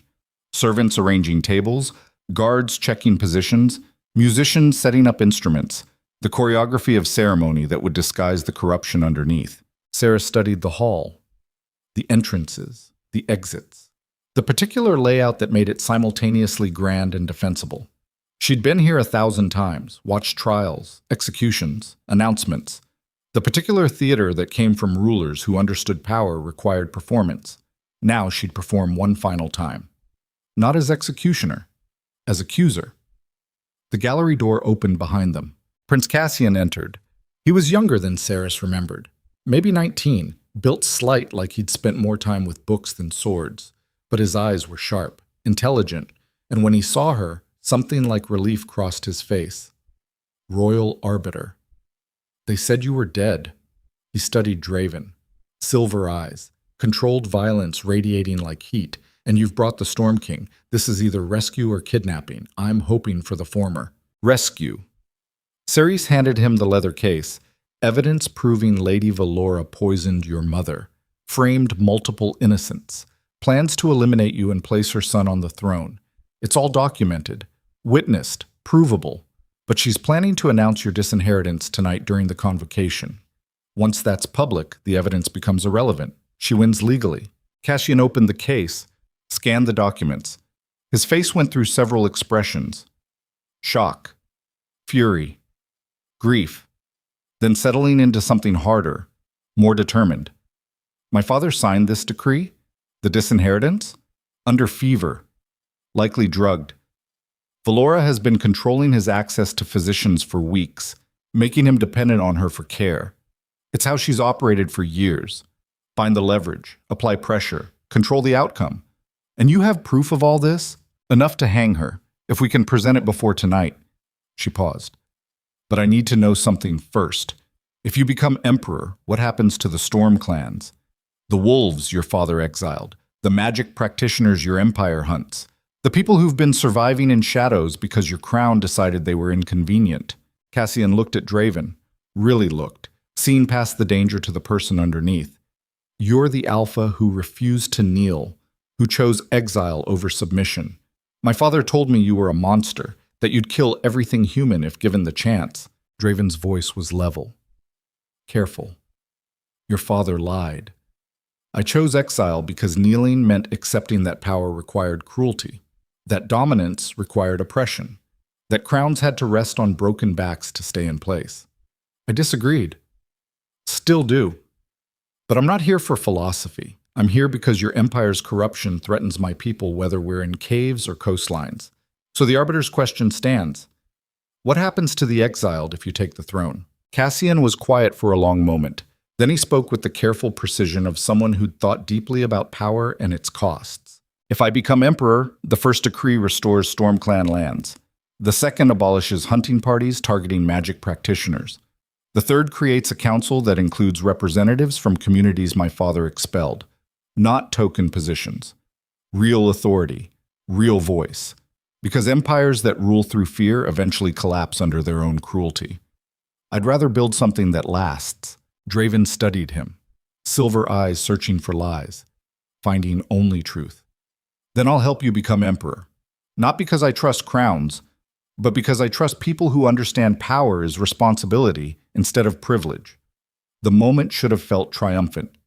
3 people united against corruption, evidence secured, prince protected, plan forming. Then the gallery door exploded inward. Guards poured through. Not 3, not 5, 20, 30. Professional soldiers in heavy armor carrying crossbows and blades.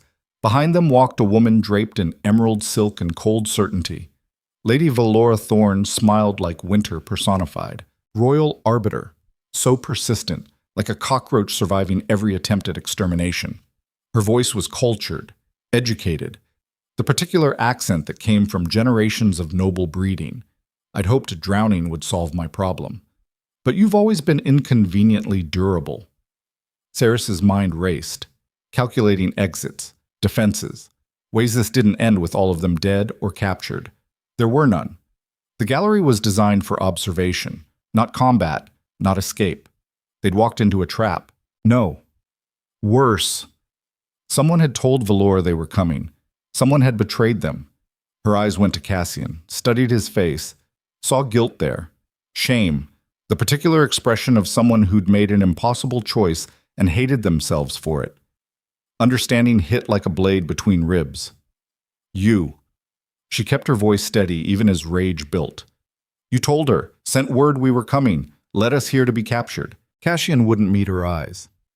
I'm sorry. She has my sister. Took her 3 weeks ago, said she'd kill her if I didn't cooperate. If I didn't, I couldn't let her die. I couldn't. Vaelora laughed, genuinely amused. Always the children. They make the best leverage. Threaten adults and they calculate. Threaten their loved ones and they crumble. It's remarkably consistent. She gestured to the guards. Take them. The prince returns to his quarters under guard. The arbiter goes to the dungeons. And the Storm King. Well, I've always wanted a wolf pelt for my collection. Perhaps taxidermy will suit him. The guards advanced. Draven shifted, faster than before, desperation making the transformation violent. The wolf erupted, massive, snarling, placing itself between Seris and the crossbows. The first bolt hit him in the shoulder, then the second, third, silver-tipped, designed specifically for hunting shapeshifters. Ancient weapons the Empire had supposedly destroyed. Apparently Valora kept souvenirs. Draven staggered, howled, a sound that was pain and fury, and the particular rage of predators caught in traps they didn't see coming. Stop! Seris stepped forward, hands raised. Stop shooting and I'll surrender. Let him live and I'll give you whatever you want. Valora tilted her head, considering. What makes you think I want negotiation? I already have everything. The evidence, the prince, you. The wolf is just entertainment at this point. You want me silent, compliant, broken. I can give you that. Just stop shooting him. Another bolt hit Draven. He collapsed, blood spreading across stone, silver eyes dimming, the wolf form flickering, trying to shift back, too injured to complete the transformation. Seris felt something break inside her chest. Not dramatic, just quiet. The particular crack that came from watching someone die because they'd tried to protect you. Because partnership had become something more, and she'd been too damaged to name it until watching him bleed out in front of guards who smiled at his pain. She moved without thinking, grabbed the leather case, threw it at Valora's feet. There. Everything you wanted destroyed, every witness statement, every proof of your crimes, burn it, erase it, just let him live. Vaelora picked up the case, opened it, studied the contents with the calm of someone who'd already won. So much effort, so much investigation, and all of it meaningless. She looked at Seris. Did you really think evidence mattered? That truth had power? How naive. Evidence only matters when people care about truth. And this empire stopped caring years ago. She dropped the case. The paper scattered, then she pulled a small vial from her dress, uncorked it, poured clear liquid over the documents. The liquid hissed, smoked, acid eating through paper and ink, destroying confessions and witness statements and decades of accumulated proof. Within seconds, it was gone. Just ash and the smell of chemicals. There. Valora brushed off her hands. Problem solved. Now then, you wanted the wolf to live? I can be generous. He lives, in a cage, as entertainment for my guests, a tamed alpha, broken and displayed, a reminder of what happens to those who defy imperial power. She smiled. And you watch, every day. See what your partnership cost him. Let that guilt destroy you slower than any execution I could devise. Guards grabbed Seris, chained her, rough hands that didn't care about reopening wounds. She didn't fight, just watched Draven bleeding on stone, watched silver eyes flicker, watched the most powerful alpha she'd ever met reduced to dying animal because she'd dragged him into her mission. This is what partnership cost, what trust demanded, what believing in correction over survival delivered. Kaelor turned to leave, paused. Oh, one more thing, your apprentice. Eline, we found her. She's already dead. Killed herself rather than face interrogation. Apparently loyalty still exists somewhere in this empire, just not where you'd hoped. Something inside Seris died. Quietly, permanently. The part that had believed evidence mattered, that truth had power, that systems could be corrected instead of burned. She'd been wrong. About everything. The empire didn't need correction. It needed destruction. Complete. Total. The kind that left nothing standing. The guards dragged her toward the dungeons. Behind her, Draven was being chained, caged, reduced from king to trophy. Cassian was being returned to gilded imprisonment. And Valora walked away victorious. Untouchable. Proof that corruption was permanent when it was this deep. The dungeon cell was dark. Damp. The same cell she'd sent others to 17 years of executing. Poetic justice. Circular. The kind the Empire excelled at delivering. They threw her inside, locked the door, left her in darkness with nothing but chains and failure and the absolute certainty that she'd destroyed everyone who'd trusted her. Hours passed. Days, maybe. Hard to tell underground. No windows. No light except what filtered through the gap under the door. She should have felt despair. Grief. The weight of complete failure. Instead, she felt something colder, cleaner, clarity. Valora was right. Evidence didn't matter when people stopped caring about truth. Systems couldn't be corrected when corruption was foundational. Crowns couldn't be reformed when they were forged in oppression. The empire needed to burn, not corrected, not reformed, destroyed, completely. So something better could be built from the ash. And if she was going to do that, she needed to stop being the woman who believed in justice. Stop being the arbiter who served systems. She needed to become something else. Something the Empire had no defense against because it had never imagined its own weapons would learn to think. The door opened. Torchlight spilled in. Valora stood in the doorway smiling. "Come," she said. "I want to show you something. A reminder of what defiance costs." They walked through halls Seris knew too well. Past cells holding prisoners she'd condemned. Past torture chambers she'd authorized. Past all the infrastructure of imperial cruelty she'd helped maintain. They ended in the menagerie, where the Emperor kept exotic creatures for entertainment.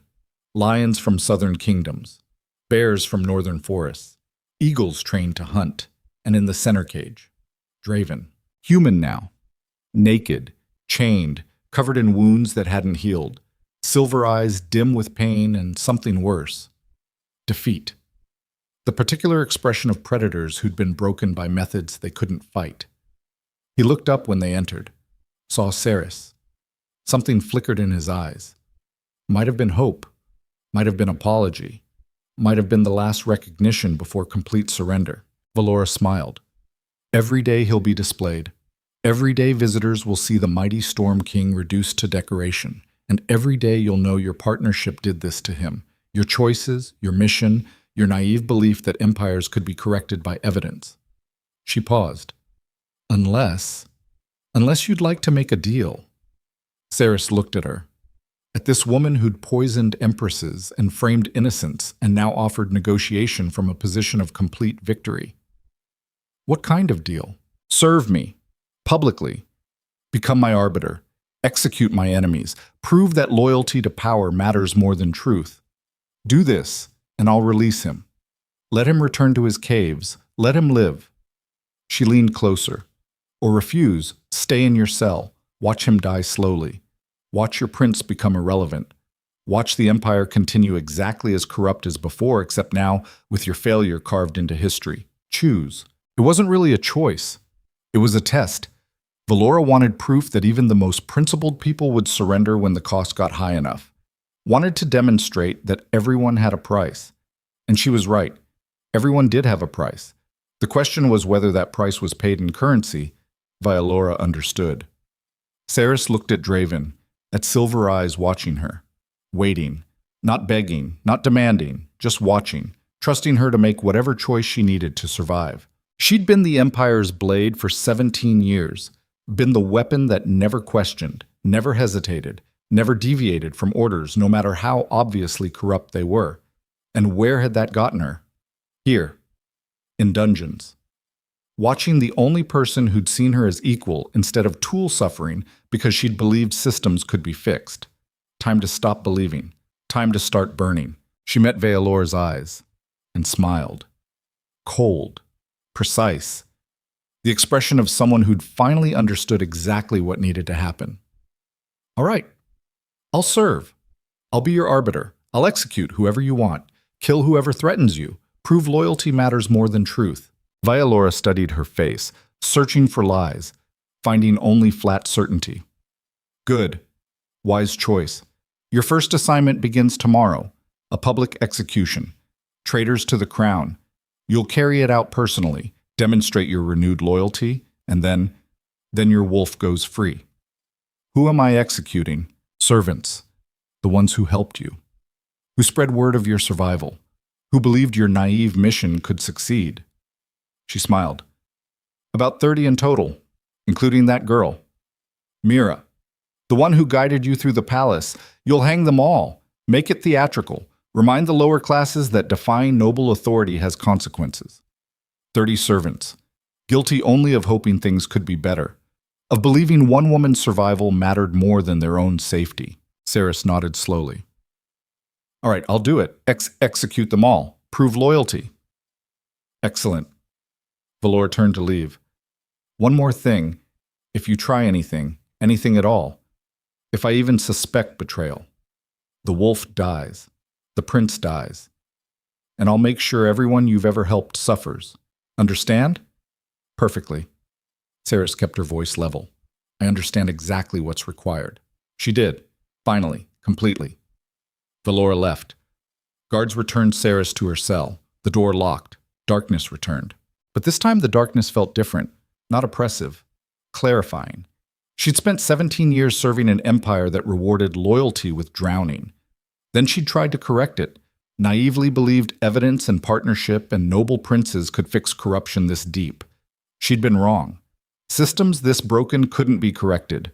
They could only be destroyed, completely, so thoroughly that nothing remained to rebuild corruption from.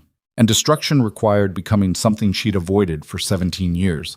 Not the arbiter who served, not the executioner who followed orders, not the weapon that obeyed. Something else.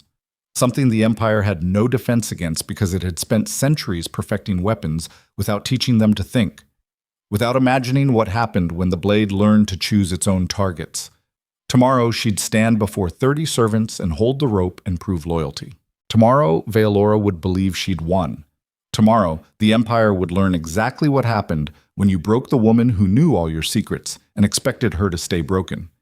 In the darkness of her cell, Seris smiled and began planning an empire's funeral. Dawn came to the imperial capital like a threat dressed in gold. Seris stood in her cell listening to the palace wake, servants moving through halls, guards changing shifts, the particular rhythm of an empire that believed itself permanent, untouchable, built on foundations so deep that nothing could shake them. They were wrong. Foundations built on bones were brittle. Empires sustained by fear eventually learned that fear worked both ways. And weapons that remembered they were human became the most dangerous things in existence because they understood exactly where to cut. The door opened. Guards entered. Not the rough ones from before. These were ceremonial. Polished armor. Clean uniforms. The kind assigned to important prisoners before public events. They unlocked her chains with practiced efficiency. Lady Valora requests your presence. Prepare yourself. Today you demonstrate loyalty. The guard's voice was flat, Professional. He'd probably escorted dozens of prisoners to execution. Didn't care whether they were guilty or innocent, just did the job. Seris knew that feeling, had lived it for 17 years. The particular numbness that came from serving systems without questioning them, from becoming a function instead of a person. She followed them through corridors she knew by heart, past the dungeons, through servant passages, up toward the execution grounds that occupied a courtyard, visible from the Crystal Hall, public space, where nobles could watch justice from comfortable distance while pretending their comfort wasn't built on violence. The courtyard was already prepared. Gallows erected overnight, 30 nooses hanging ready, guards positioned around the perimeter, and gathered in viewing stands, nobles in their finest clothes, come to watch entertainment disguised as law. The servants were already there, chained together in a line. 30 people guilty only of helping someone they'd thought was right. Mira stood near the front, young face trying to look brave, failing, because courage didn't mean not being afraid, it meant being terrified and standing anyway. Valora waited beside the gallows, emerald silk catching morning light, hair perfect, makeup flawless. She looked like a queen, moved like authority personified. No one watching would believe she'd poisoned empresses and framed innocents. She was too polished, too civilized, too perfectly what empires wanted rulers to be. Royal Arbiter, she smiled. Cold, victorious. Your blade awaits. Your prisoners are prepared. Execute them. Prove your loyalty. Show this empire that service matters more than naive idealism. She gestured to the servants. Begin. Seris walked to the gallows, studied the mechanism, the ropes, the particular architecture of state-sanctioned murder she'd operated 1,000 times. Her hands remembered the work. How to tie knots, adjust heights, make death quick or slow depending on what the crown demanded. She looked at the servants. At Mira, who'd guided her through the palace with nothing but hope for motivation. At others who'd brought food to a line. Who'd kept secrets when secrets meant death. Who'd believed one person's survival could matter more than their own safety. They deserved better than this. Better than dying because they'd chosen hope over fear. Better than being executed by the woman they'd helped. But the world didn't deliver what people deserved. It delivered what power decided. And right now, Valora held all the power. Except power was an illusion, sustained by belief. The moment people stopped believing in authority, authority became just another person with delusions. And illusions shattered when confronted with truth too brutal to ignore. Seris climbed the gallows steps, stood before the first servant, an older man, gray hair, hands that shook despite obvious attempts at composure. She met his eyes, saw acceptance there. He knew this was coming, had probably made peace with it the moment he'd chosen to help. She reached for the rope, her hand steady. Years of practice making the motion automatic, muscle memory from 17 years of executions. Then she stopped, turned, looked at Valora, who watched with satisfaction, at the nobles in their viewing stands, at guards positioned around the perimeter, at an empire that had forgotten the difference between justice and murder, and spoke, voice carrying across the courtyard, loud enough that everyone heard, clear enough that no one could claim they'd misunderstood. No, I won't do this. Won't execute innocents to prove loyalty to corruption. Won't serve a system that rewards poisoning empresses and framing the honest. Won't be the blade one more time for an empire that deserves to burn. Silence. Absolute. The kind that happened when someone shattered expectations so completely that reality needed a moment to reorganize itself. Valora's smile disappeared. Her face went cold. Dangerous. What did you say? I said no. Seris descended the gallows, walked toward Valora with the slow certainty of someone who'd finally stopped caring about consequences. You wanted proof I'd serve. You wanted the Arbiter broken and compliant. You miscalculated. Because the thing about breaking weapons is sometimes they learn to choose their own targets. And I choose you. Guards moved, weapons drawn, surrounding Seris, 30 armed men between her and Valora, between her and anything except immediate death. She didn't stop walking. Valora's voice rose. Angry now. Furious. Kill her. Now. End this. The guards hesitated. Because Seris was unarmed. Alone. walking towards certain death with the calm of someone who'd already decided dying mattered less than the gesture, and there was something about that certainty that made even professional soldiers pause. In that pause, in that single moment of hesitation, everything changed. The eastern wall exploded, not metaphorically, actually exploded, stone and mortar erupting inward as something massive hit it from outside. The wall section collapsed. Dust and debris filled the courtyard. Guards scattered. Nobles screamed. Through the dust came wolves, dozens of them. Storm court warriors in beast form, massive shapes moving with coordinated violence, and leading them, larger than the rest. Silver eyes burning with fury that had been days building. Draven. He shouldn't be here. Should be in a cage. Broken and displayed. Defeated. But apparently defeat was temporary when it was imposed rather than accepted. And wolves were very good at not accepting things. He shifted mid-run. The transformation violent, desperate. Human shape emerging just long enough to shout orders, then beast again. The pack moved like they'd practiced this. Rehearsed. Coordinated strikes designed to create chaos without killing unnecessarily. They freed the servants first. Broke chains. Shielded them from guards who tried to stop the rescue. Then formed a defensive perimeter around the gallows, while Seris stood frozen, watching, trying to understand how this was happening. Draven shifted human beside her. He was naked, bleeding, covered in wounds that hadn't healed, but his eyes burned with something fiercer than pain. You thought I'd let you die alone? After you surrendered to save me? Bad assumption. How? How are you here?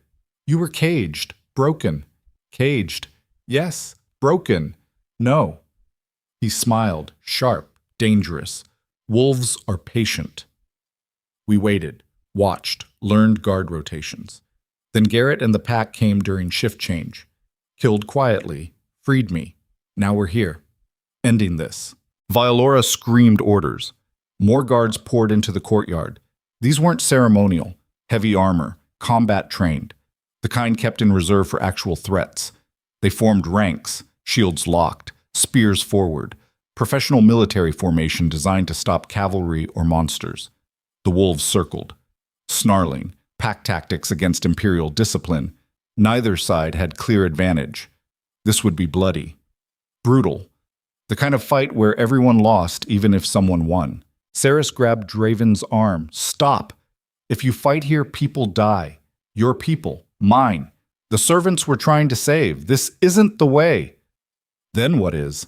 His voice was rough, desperate. Because I'm not watching you hang for my sake. I'm not letting this empire take one more thing from me. Not you. Not after. His voice broke. Not after I finally found someone who sees me as equal instead of monster or king. She understood then. Really understood. He hadn't come for strategy, hadn't come for victory. He'd come because partnership had become something neither of them had named but both recognized. Something that made dying alone unacceptable. Made surrender impossible when the cost was watching each other destroyed by systems they both despised. Love didn't announce itself with poetry. It arrived wearing armor and covered in blood and willing to burn empires rather than lose what it couldn't afford to name. We end Valora, Seris said. Not the guards, not the empire. Her. Take out the head. The body collapses. She looked at the nobles in their viewing stands, at faces that recognized what was happening, at power that suddenly looked vulnerable. Where is she? Gone. Draven gestured to where Valora had been standing, ran when the wall came down, probably heading for the throne room, where the Emperor is, where she has final defenses. Then we go there, now, before she rallies more forces. Seris turned to the wolves, to Garrett, who'd shifted human, massive, scarred, loyal. Get the servants out. Use the eastern exit. It leads to Lower City. They can disappear there. Then follow us to the throne room. We'll need backup. Garrett nodded, already moving, shouting orders in the particular shorthand of people who'd fought together enough times to communicate in grunts and gestures. The pack split, half protecting the servant evacuation, half forming up behind Draven and Seris. They moved through the palace like vengeance given form and purpose, Seris leading, knowing every passage, every shortcut, every route that avoided main forces. Behind her, Draven and his wolves, moving silent despite their size. Predators who'd learned to hunt in the Empire's own halls. They encountered resistance. Guards who'd been ordered to stop them, who fought because orders or fear or genuine belief in Imperial authority. The wolves took them down efficiently, not killing unless necessary, just removing obstacles, creating path toward the throne room where Valora waited behind final defenses. The throne room doors were closed, heavy oak reinforced with steel, built to withstand siege, designed to be the last refuge when everything else fell. Guards flanked it, not ceremonial, elite, the Emperor's personal protection. 20 men who'd trained their entire lives for exactly this scenario. The lead guard raised his sword, pointed it at Seris. The Royal Arbiter. Traitor. You'll die before reaching those doors. Probably. Seris kept walking. But I'll die trying. That's more than I can say for the Empire I served. At least my death means something. Behind her, Draven growled. Low. Dangerous. The sound making even elite guards step back. No one dies today except the guilty. Stand aside. Let us pass. This doesn't concern you. Everything concerns us. We're sworn to protect the Emperor. The guard's voice was steady despite obvious fear. That includes protecting him from armed insurgents and monsters from banned legends. Your Emperor's dying, poisoned slowly by his cousin, who wants his throne. We're trying to save him, trying to stop the woman who's murdered dozens and will murder dozens more if not stopped.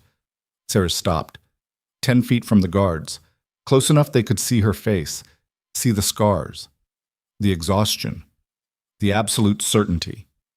You can die defending corruption, or you can live by stepping aside and letting us correct it. Choose now.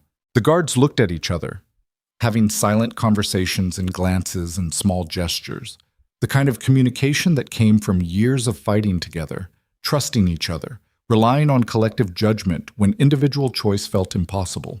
Finally, the lead guard lowered his sword. We step aside. Not because we trust you. Because the Emperor has been sick for weeks and Lady Valora won't let physicians examine him without her presence. That's suspicious. If you can prove she's guilty, we'll let it happen. If you're lying, we hunt you until you're dead. Fair? Fair. Seris nodded. Thank you for choosing investigation over blind loyalty. That's rarer than it should be. The guards moved, opening space before the doors, creating passage. The lead guard handed Seris a key. For the throne room. It's locked from inside. This is the master copy. Try not to destroy everything. Some of us still believe empires can be better than their worst rulers. Seris took the key. We're counting on that belief. Without it, there's no point to any of this. She unlocked the doors. They swung open on hinges that screamed from weight. The throne room beyond was exactly as she remembered. Vast, decorated in marble and gold, designed to make visitors feel small, insignificant, overpowered by imperial grandeur. At the far end sat the Emperor, slumped on his throne, looking smaller than a man who commanded millions should, pale, sweating, clearly ill, and beside him stood Valora, one hand on his shoulder, the other holding something small, glass vial, poison probably. Final weapon when other defenses failed. The room was otherwise empty, no court, no advisors, no witnesses, just the three of them and the wolves at Seris's back. Valora smiled, still composed despite everything, still controlled. You're persistent, I'll grant you that. Most people would have accepted defeat, taken the cage, lived quietly. But you had to make this dramatic, had to bring your pet monster and storm my throne room like some hero from cheap fiction. Not a hero. Seris walked forward, slow, measured, just someone who's tired of empires calling murder justice, tired of watching corruption wear crowns, tired of being the blade that carved violence into law. She stopped, 20 feet from the throne, close enough to see the Emperor's eyes, see recognition there, confusion. The fog of someone who'd been drugged but not quite enough to erase awareness. Your Majesty, do you know what your cousin has done? The Emperor tried to speak, failed, managed only a weak gesture that might have been negation or confusion or plea for help. Don't listen to her. Valora's voice was sharp, commanding. She's a traitor, framed for attempting to assassinate you. Now she's returned with foreign agents and banned creatures to finish the job. Order her executed. The Emperor looked between them, trying to understand, trying to think through whatever chemicals Valora had been feeding him. Seris changed tactics, spoke directly to him, ignoring Valora entirely. Your wife didn't die of illness. She was poisoned. I found evidence. Started investigating. Valora framed me, had me arrested, thrown into the sea. I survived, found more evidence, returned to present it. But evidence doesn't matter when the guilty control access to judges. So now I'm here, telling you directly. Your cousin murdered your wife, plans to murder your son, intends to place her own bloodline on your throne, and she's been poisoning you for weeks, making you dependent, controllable, easier to manipulate. Lies. Valora raised the vial. Obvious threat. All lies from a desperate woman facing execution. Your Majesty, order the guards. End this now. The Emperor didn't move, just stared at Seris, at Valora, at the vial that his cousin held with practiced ease, the kind of ease that came from handling poison frequently. Understanding started to dawn in his eyes, slow, fighting through chemical fog, but emerging. When he spoke, his voice was weak, barely audible, but clear. My wife. You killed her? Valora's composure cracked, just slightly, just enough that everyone saw it. Your Majesty, you're ill, confused. The fever, it makes you susceptible to manipulation. Don't listen to, answer him. Draven's voice cut across hers. Deep, commanding. Did you poison the Empress? Silence. Valora stared at them, at the Emperor, at guards who'd entered behind the wolves, at an empire that was suddenly watching, waiting, judging. Then she smiled, cold, final. Yes, I poisoned her because she was weak, made you weak, filled your head with ideas about mercy and reform and all the naive nonsense that destroys empires. Someone had to protect this kingdom from your worst impulses. Someone had to ensure strength survived. She raised the vial higher, and if that meant removing obstacles, then that's what leadership requires. The Emperor's face went through several expressions. Shock, grief, rage, then settling into something harder. Guards, arrest her. Valora laughed. You think I came here without insurance? She uncorked the vial, held it over the Emperor's face. This is fast acting, deadly within seconds. I drop this and you die. Then Cassian inherits and I control him. Either way I win. The only question is whether you die now or later. Drop it and you die immediately after. Seris kept her voice level. The guards will execute you, publicly, painfully. You'll be remembered as a poisoner and traitor. Your bloodline destroyed, your house erased. Everything you built turned to ash. Is that really how you want this to end? Better than surrender. Valora's hand trembled slightly, for the first time showing strain.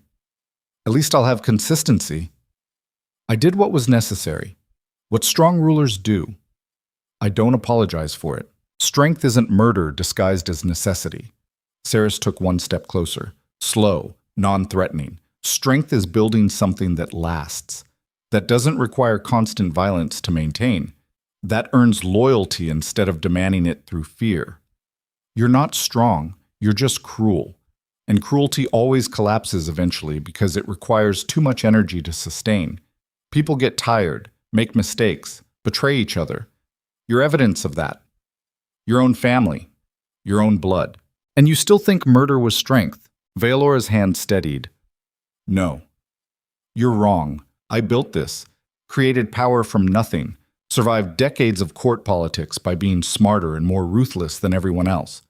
That takes strength you can't imagine. That requires killing the Empress, framing innocence, poisoning your cousin, threatening children.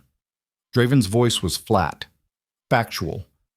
You're not describing strength, you're describing desperation dressed in confidence.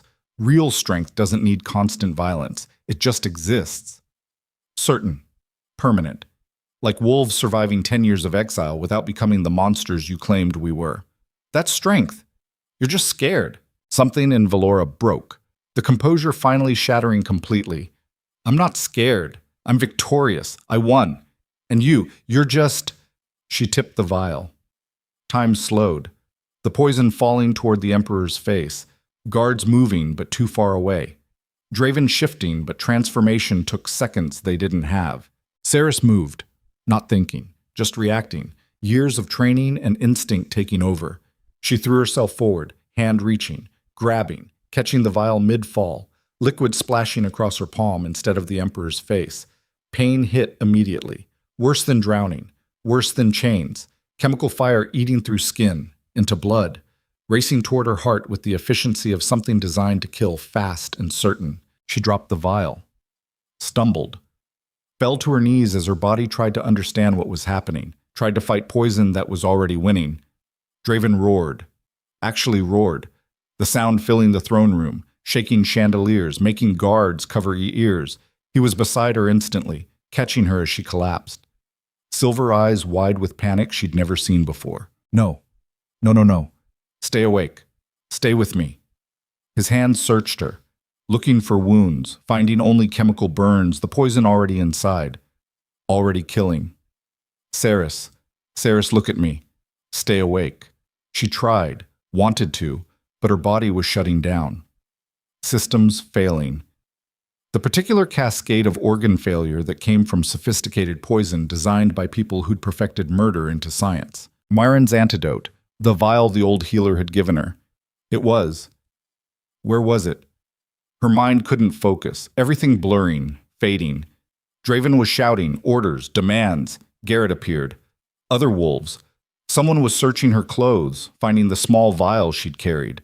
The antidote Marin had prepared for common poisons. Drink this.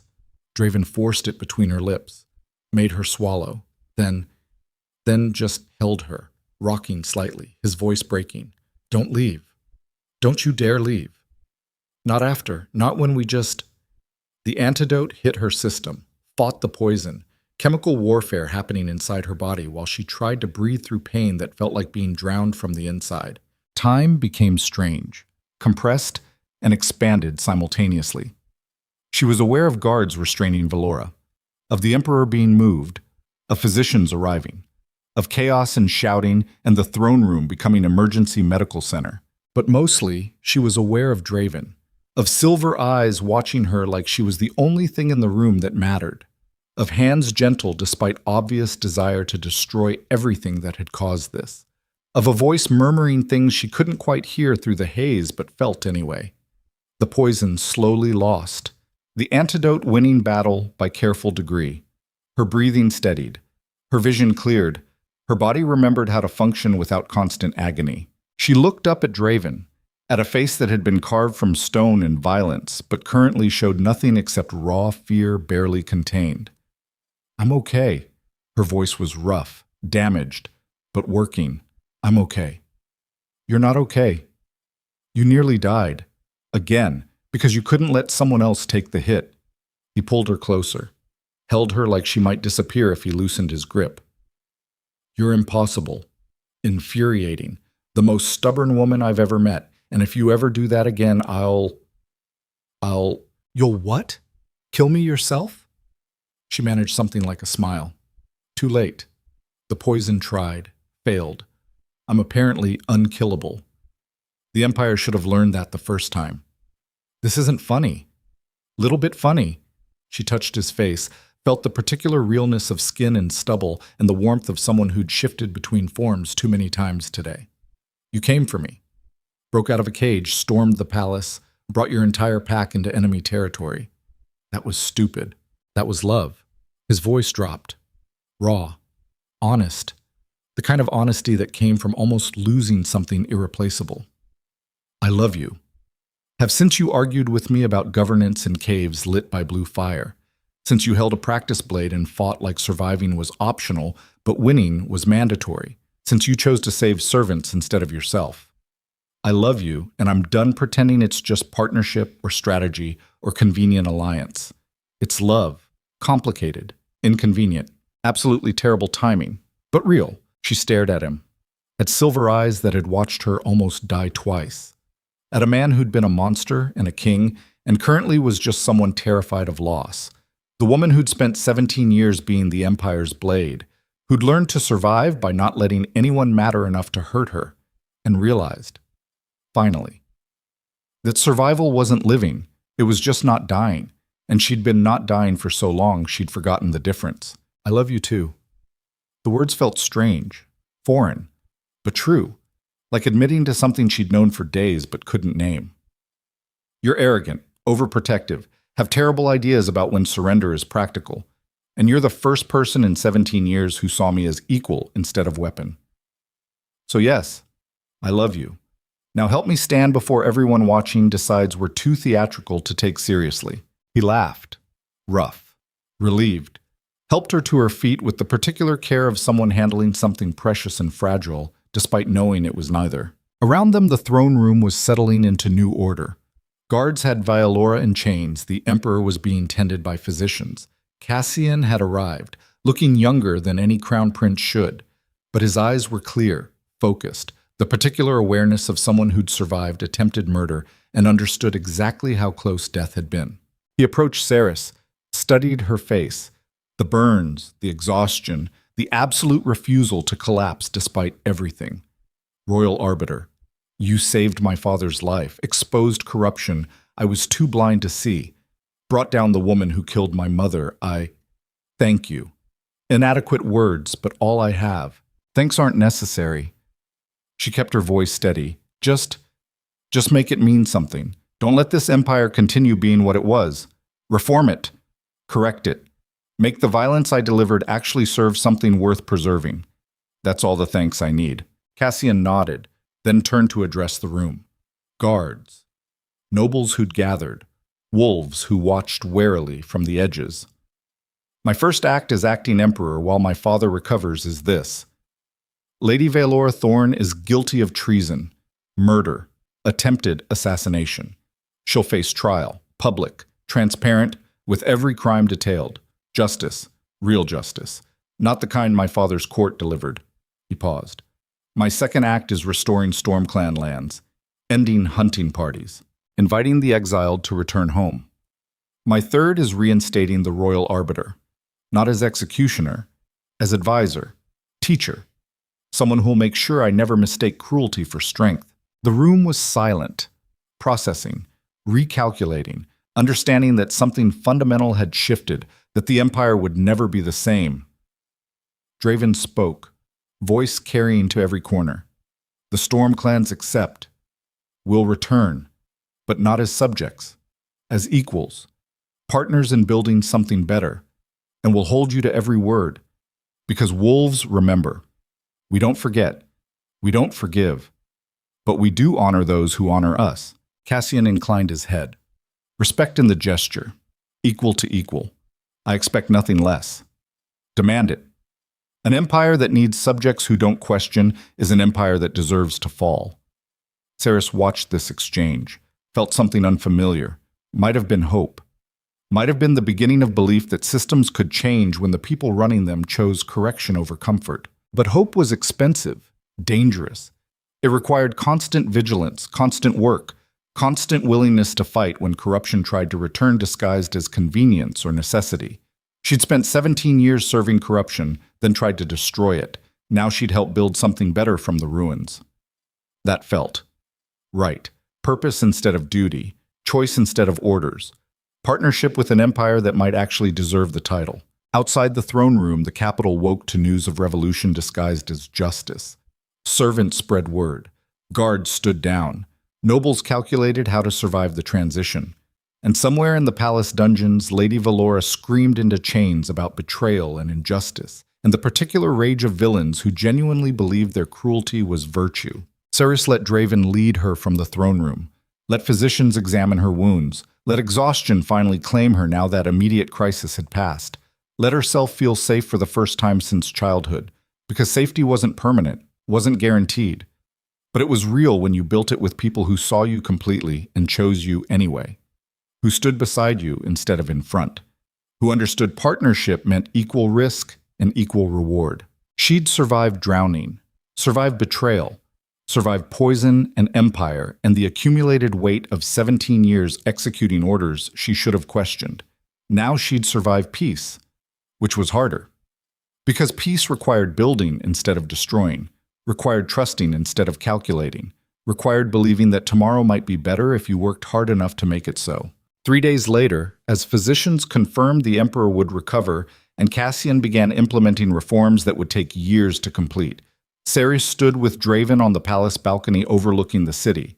The capital spread below them, marble and corruption and possibility all mixed together, an empire that had tried to drown her, that had broken both of them in different ways. That might actually become something worth preserving if enough people chose correction over comfort. What happens now? Draven asked quietly. After the trials, after the reforms, after the empire settles into whatever shape it takes. What do? We build.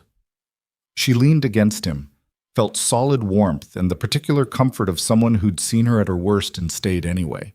Help Cassian govern. Teach him everything I learned about power and its costs.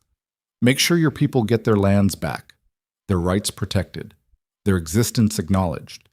And we figure out what love looks like when it's not being forged in crisis. When it's just real, daily. The boring work of actually caring about someone. He pulled her closer. I'm good at boring. 10 years of exile taught me patience. We'll figure it out. Together. Equal. No kings. No arbiters. Just us. Just us. She smiled. That sounds good. Terrifying. But good. Below them, the city moved through morning routines. Above them, the sun climbed higher, burning away fog, revealing truth that had been hidden. And on a palace balcony, two people who'd been drowning in different ways stood together watching an empire wake to the reality that crowns were just metal and power was just responsibility and real strength came from choosing mercy when vengeance would be easier. The work wasn't finished, wouldn't be for years, maybe never. Because empires were complicated, people were flawed, and corruption grew back like weeds if you didn't constantly tend the garden. But for now, for this moment, they'd won. Not perfectly, not cleanly, but completely enough that tomorrow held possibility instead of just more drowning. And that was worth everything they'd survived to reach it. Behind them, a guard coughed, apologetically. Your presence is requested. The trial begins in 1 hour. Lady Valora has demanded to face her accusers directly. Prince? Emperor? He corrected himself. The Emperor thought you'd want to be there. Seris turned from this view. Back to duty. Back to work. Back to the endless task of making sure justice actually meant something instead of just being murder with better paperwork. She met Draven's eyes, saw understanding there, saw partnership, saw love that didn't require constant declaration because it existed in actions instead of words. Ready? She asked. Always. He offered his arm. Formal. Courtly. The gesture somehow both mocking tradition and honoring it. Let's go watch an empire learn accountability. Should be entertaining if nothing else. They walked together back into the palace, back into complexity, back into the hard work of correction that would take lifetimes but started with single steps. And somewhere in the dungeons, Lady Vaelora waited, chained, defeated, about to face the justice she'd spent decades avoiding. The trial would be brutal, public, every crime detailed, every victim named, the kind of accountability empires rarely delivered but desperately needed. Seris would testify, present evidence, tell truth that had been buried under lies and convenience. And this time the truth would matter, because the right people were finally listening. The throne room doors opened ahead of them. Beyond waited judges, witnesses, an empire holding its breath, and one woman who'd poisoned and plotted and genuinely believed murder was governance. Seris stepped through the doors. Draven beside her, two people who'd been broken different ways but had chosen reconstruction over revenge. The trial began. And with it, the Empire's long-delayed reckoning with what justice actually meant when stripped of politics and power, and all the convenient lies that let cruelty call itself civilization. The trial lasted 3 days. 3 days of testimony. Evidence. Witnesses stepping forward to describe murders they'd witnessed. Poisonings they'd helped execute under orders they hadn't questioned because questioning meant joining the victims. 3 days of an empire confronting exactly what it had become when no one was watching except the people it had deemed too insignificant to matter. Seris testified on the second day, stood before judges and nobles, and a courtroom packed with people who'd come to see justice delivered or denied depending on their particular investments in the outcome. She spoke without notes, didn't need them, had 17 years of memories carved into her mind with the precision of someone who'd never been allowed to forget a single execution. She detailed every case, every warrant signed by Valora or her proxies, every death that had been declared legal when it was just convenient. Every time the Crown had decided murder was governance and found someone willing to carry out the sentence without asking inconvenient questions, that someone had been her. For 17 years, she didn't shy from that truth, didn't make excuses, just stated facts with the flat honesty of someone who'd stopped lying to herself about what service had cost. The courtroom was silent when she finished, not the comfortable silence of people satisfied with answers, the heavy silence of people realizing they'd been complicit, that every noble who'd accepted Valora's hospitality, every guard who'd followed orders without question, every servant who'd carried poison to victims and told themselves it wasn't their responsibility to ask why. They'd all participated in building a system where murder was so routine it had become invisible. Empires didn't collapse from external threats. They rotted from inside. And rot required participation, required thousands of people making small compromises that accumulated into institutional evil so deep no single person could claim responsibility because everyone was guilty. That was the truth trials exposed. Not just individual crimes, collective failure, the particular shame that came from realizing you'd been part of the problem while telling yourself you were too small to matter.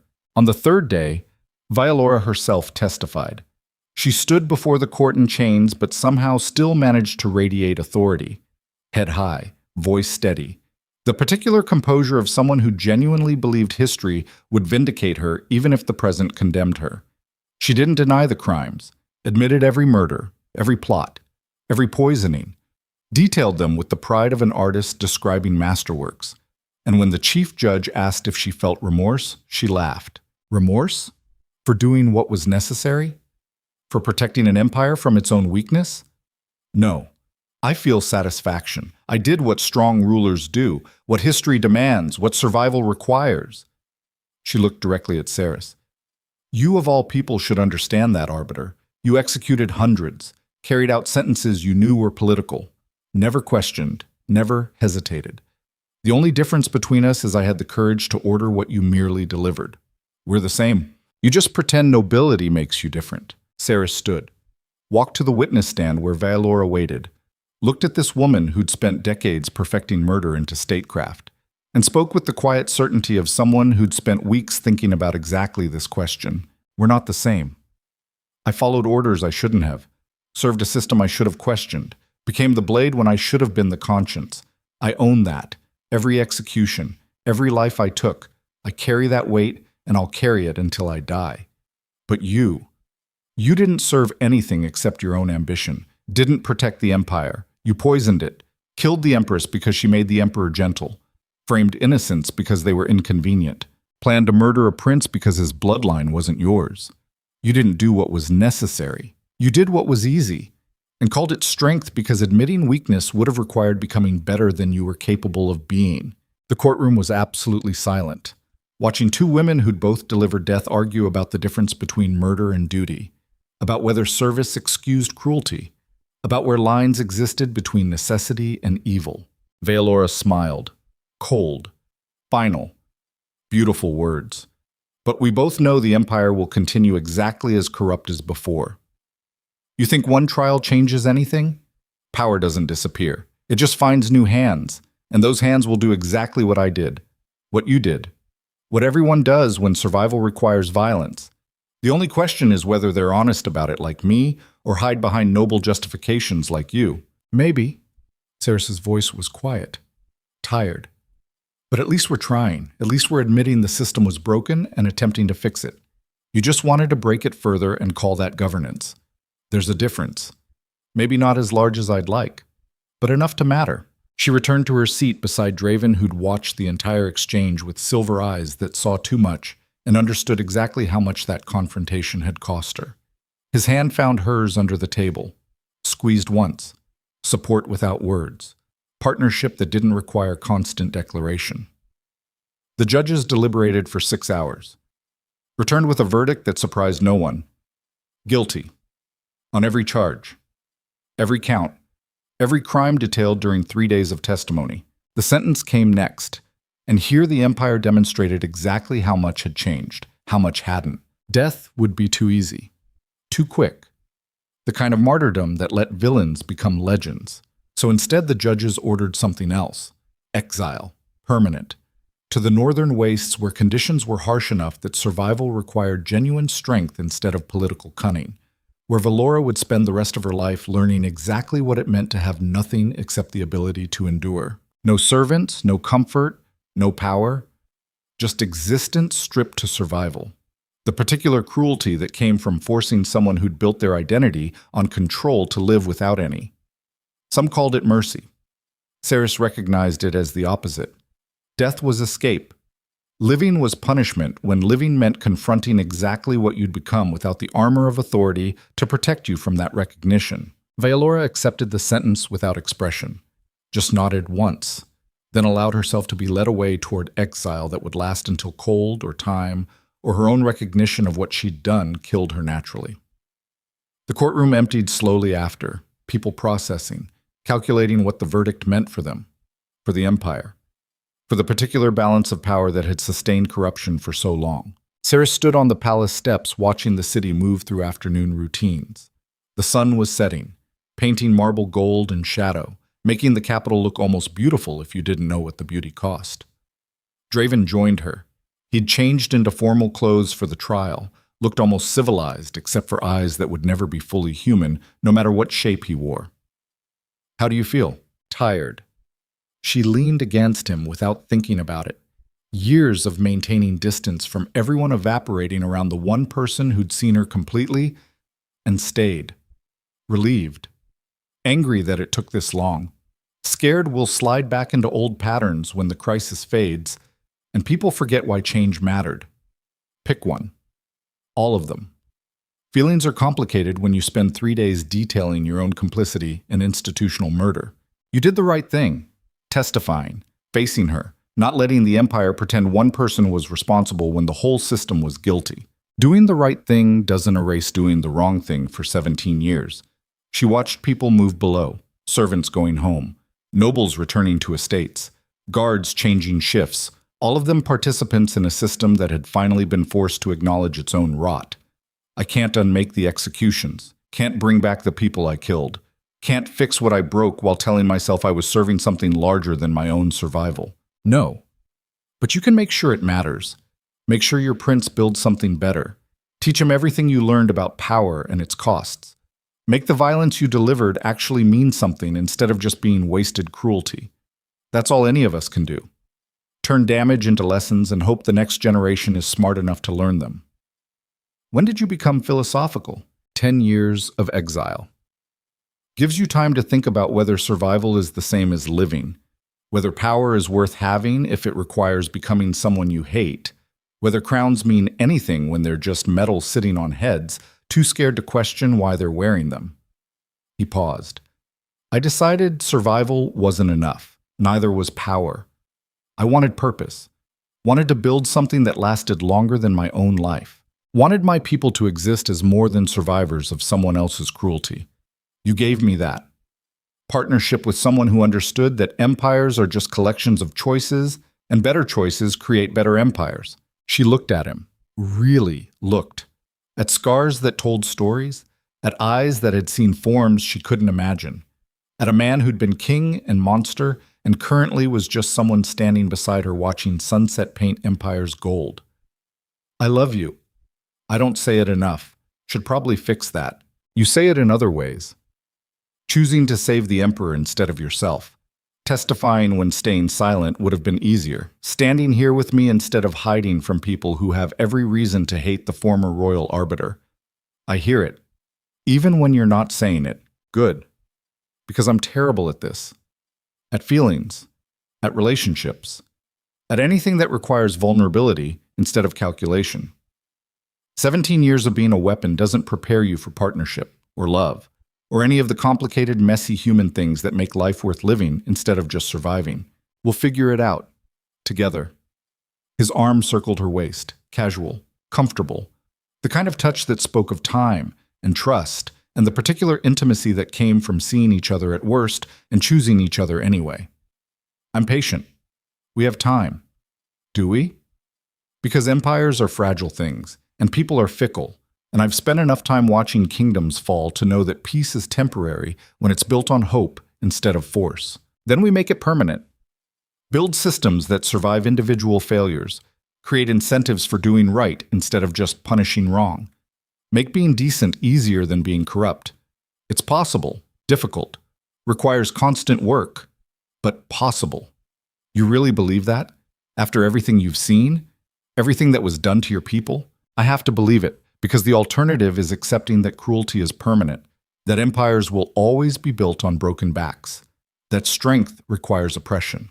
And I refuse to accept that, refuse to let my people's survival be defined by what was taken instead of what we're building. We're more than victims, more than exiles, more than monsters and banned legends. We're people trying to exist in a world that keeps deciding we're inconvenient. And if that world won't make space for us, we'll make it ourselves. With your help. With Cassian's reforms. With enough patience and stubbornness to outlast the corruption. She turned in his arms, looked up at silver eyes that burned with certainty she wished she felt. I'm not sure I have your faith. Your belief that people will choose better when given options. I've seen too many choose cruelty because it was convenient. Choose comfort over justice. Choose their own advancement over collective good. Then we make justice convenient. Make cruelty cost more than it delivers. Make advancement require lifting others instead of stepping on them. Change incentives, and you change behavior. It's not pretty, not noble, just practical application of human nature. He smiled. Rough. Tired. Besides, you don't need faith, you just need to keep working. Keep teaching your prince. Keep making sure the Empire remembers what forgetting costs. That's enough. The weeks that followed demonstrated exactly how much work correction required. Cassian proved to be everything Seris had hoped, and more. Young. Inexperienced. But genuinely committed to reform instead of just performing it for political advantage. He spent hours daily with her learning everything she knew about power, about how systems corrupted, about where vulnerability lived in empires built on fear. He reinstated Storm Clan lands with ceremonies that acknowledged harm instead of just distributing property. Made restitution actual policy instead of symbolic gesture. Created councils that included voices the Empire had spent centuries silencing.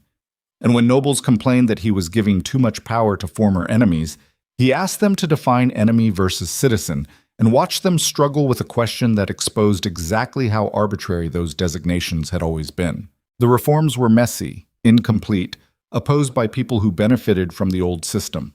But they were real. Actual structural change instead of cosmetic improvement. And slowly, painfully, the Empire began remembering that strength came from inclusion instead of domination. That loyalty earned lasted longer than loyalty coerced. Seris rebuilt the office of Royal Arbiter into something unrecognizable from what it had been. Not executioner, advocate. Someone who investigated claims of injustice and had authority to challenge anyone, including the Emperor, when power was being abused. She trained a line to eventually take over, taught her everything about recognizing corruption before it became institutional, about questioning authority without destroying stability, about the difference between necessary compromise and convenient surrender. It was exhausting, constant, the kind of work that never finished because systems were made of people, and people were complicated, and complication required constant attention. But it was also hopeful. The first time in 17 years, Seris went to sleep believing tomorrow might be better than today, if enough people worked hard enough to make it so. Draven split his time between Stormcourt and the capital, building bridges between communities that had been enemies. Teaching young wolves that humans weren't automatically threats. Teaching humans that wolves weren't monsters, just people who shifted, who had their own governance, their own values, their own right to exist without constantly justifying that existence to empires that kept deciding they were inconvenient. He and Seris found rhythms, not easy ones. Partnership was work when you'd both spent years learning to survive alone. But the work was worth it. Waking up beside someone who saw your damage and didn't demand you fix it before being loved. Planning reforms over breakfast, arguing about strategy at night, learning that disagreement didn't mean dissolution, that conflict could be productive when it came from people trying to reach the same destination via different routes. 6 months after the trial, the emperor died, quietly, in his sleep, surrounded by family. The poison Veilora had been feeding him had done permanent damage, shortened his life even after physicians had purged the immediate threats. But he'd lived long enough to see his son crowned, long enough to acknowledge his own failings, long enough to apologize to communities he'd wronged and mean it instead of just performing contrition. Cassian's coronation was different from any the Empire had seen. Less ceremony, more substance. Oaths that meant something because they were witnessed by people who'd hold him accountable, by StormClan alphas, by former servants, by representatives from provinces that had been treated as resource extraction zones instead of communities with their own needs. Seris stood beside the throne during the ceremony, not as decoration, as reminder. The woman who'd executed for the Empire and then corrected it, who carried the weight of both roles and would make sure Cassian never forgot what power cost when wielded carelessly. Draven watched from the crowd beside Garrett and other wolves who'd returned from exile, who'd rebuilt their communities, who represented possibility, proof that empires could change when enough people demanded it and refused to accept symbolic gestures as substitutes for structural reform. After the coronation, after the celebration, after nobles had calculated new political landscapes and servants had returned to quarters and the palace had settled into new rhythms, Seris and Draven stood on the same balcony where they'd watched sunset months ago. The city spread below, changed, changing, still imperfect but trying. That was all anyone could ask. Consistent effort toward better even when better was difficult and slow and constantly threatened by people who benefited from worse. We did it. Draven's voice was quiet, contemplative. Brought down the corrupt, restored the exiled, reformed the empire. Everything we set out to do when I pulled you from the sea that night. Not everything. Seris leaned against the railing. We corrected some things, started others. But empires are large, complicated. We'll spend the rest of our lives maintaining what we built and defending it from people who want to tear it down. That's not victory. That's just the beginning of work. You're terrible at celebrating achievements. I'm realistic about sustainability. There's a difference. She turned to him.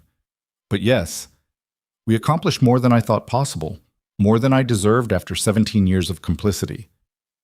And I'm grateful for your partnership, for your refusal to let me die quietly, for your stubborn belief that people could be better if given the option and support to try. He pulled her close, kissed her forehead. We make a good team, the executioner and the exile. Sounds like the start of a bad joke, or a decent empire if we work at it. She laughed. Actually laughed, the sound still feeling strange after years of forgetting how. Decent is better than I hoped for. Good enough to build on. Good enough to protect. Good enough to maybe someday believe I've earned redemption for the blood I carry. You've earned it by choosing better when you finally understood the truth, by testifying, by teaching, by building instead of just destroying. Redemption isn't erasing the past. It's making sure the future is different because you learned from damage instead of repeating it.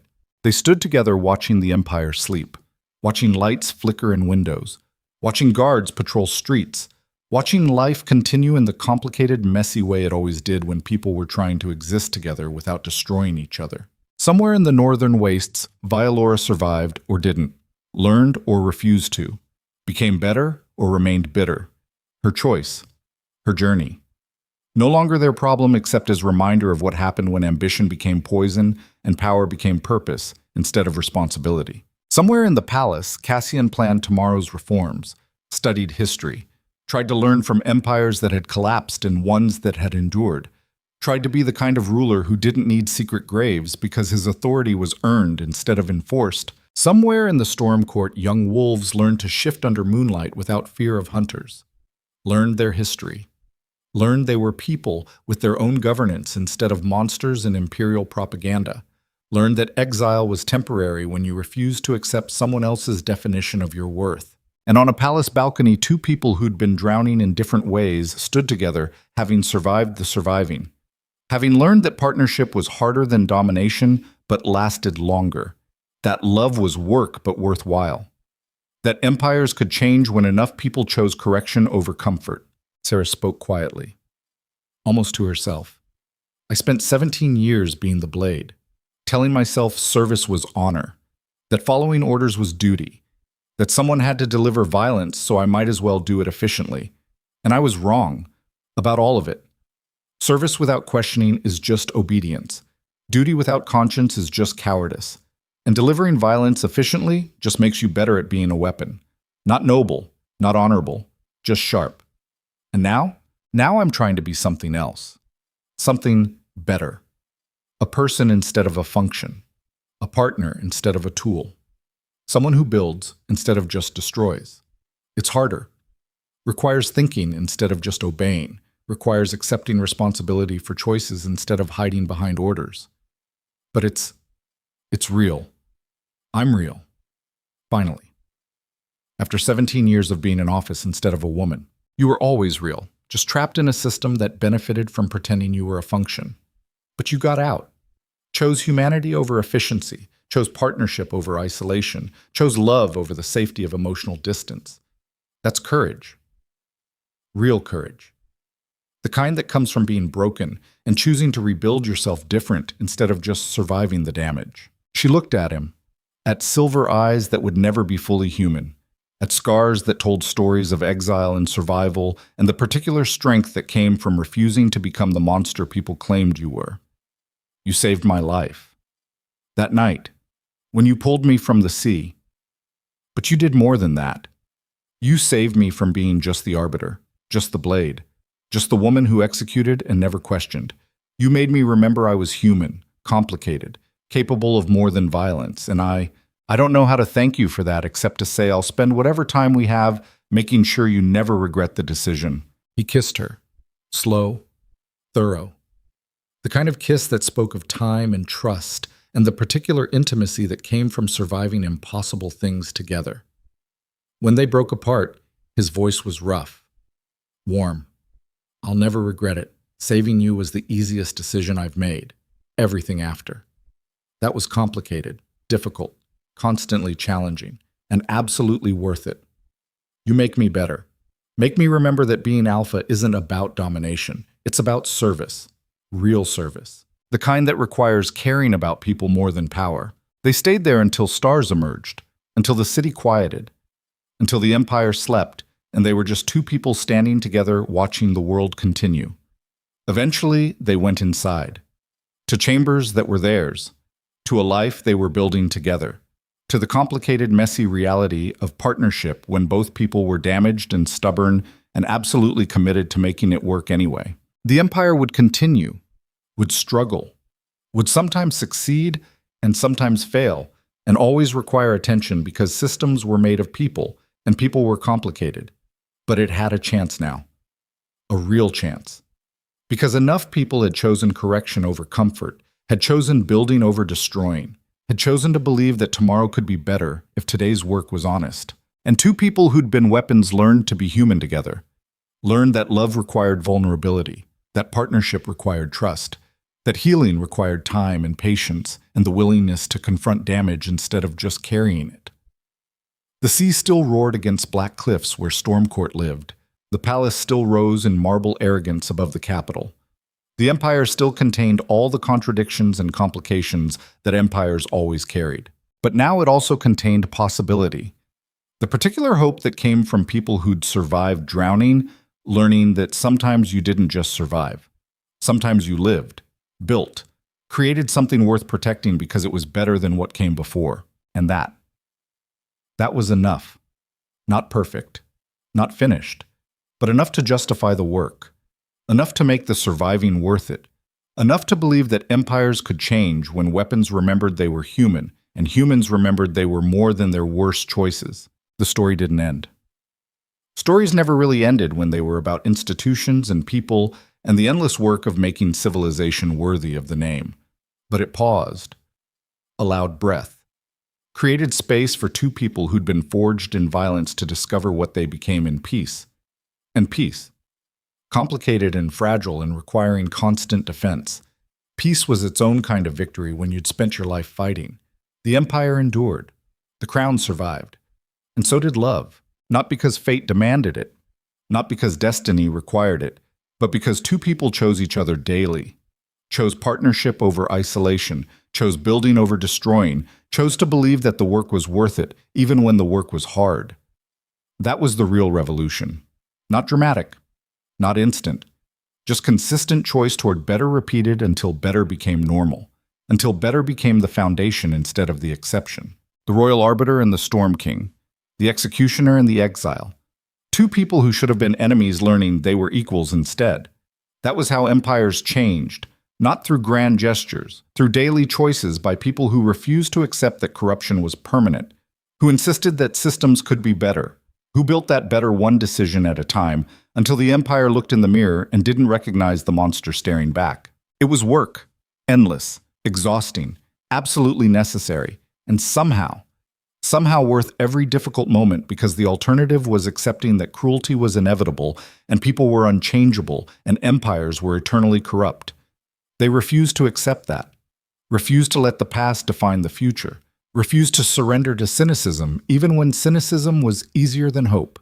And in that refusal, in that stubborn insistence that better was possible if you worked for it, in that daily choice toward correction instead of comfort, they built something that lasted. Not forever, nothing lasted forever, but long enough to matter, long enough to teach the next generation, long enough to prove that empires could change when enough people demanded it, and refused to accept symbolic gestures as substitutes for real reform. The drowning woman and the wolf who saved her. The beginning of everything that followed. The moment when mercy became revolution and partnership became love, and two people decided that surviving wasn't enough. They wanted to live, fully, completely, as equals who'd chosen each other without surrendering themselves. And they did. For years. For a lifetime.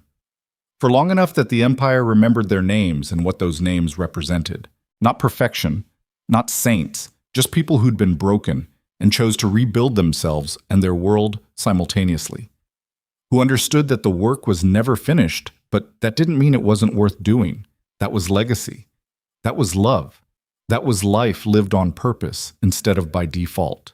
And when the end came, when time finally claimed them the way it claimed everyone, when the empire had to continue without the two people who'd corrected it, they left behind something more valuable than crowns or territory or power. They left behind proof, irrefutable evidence that people could change, that empires could be better, that love was real when it was earned instead of demanded, that partnership between equals created strength that domination never could. The sea remembered them. The cliffs carried their names. The empire they'd corrected continued the work they'd started. And somewhere in the space between survival and surrender, between drowning and saving, between empire and exile, two people had found each other and built something that mattered. That was enough. More than enough. Everything that mattered when you stripped away ceremony and power and all the complicated politics of ruling. They'd loved. They'd built. They'd made the world marginally better than they'd found it. And in the end, when accounting was finished and history made its judgments, that was the only metric that mattered.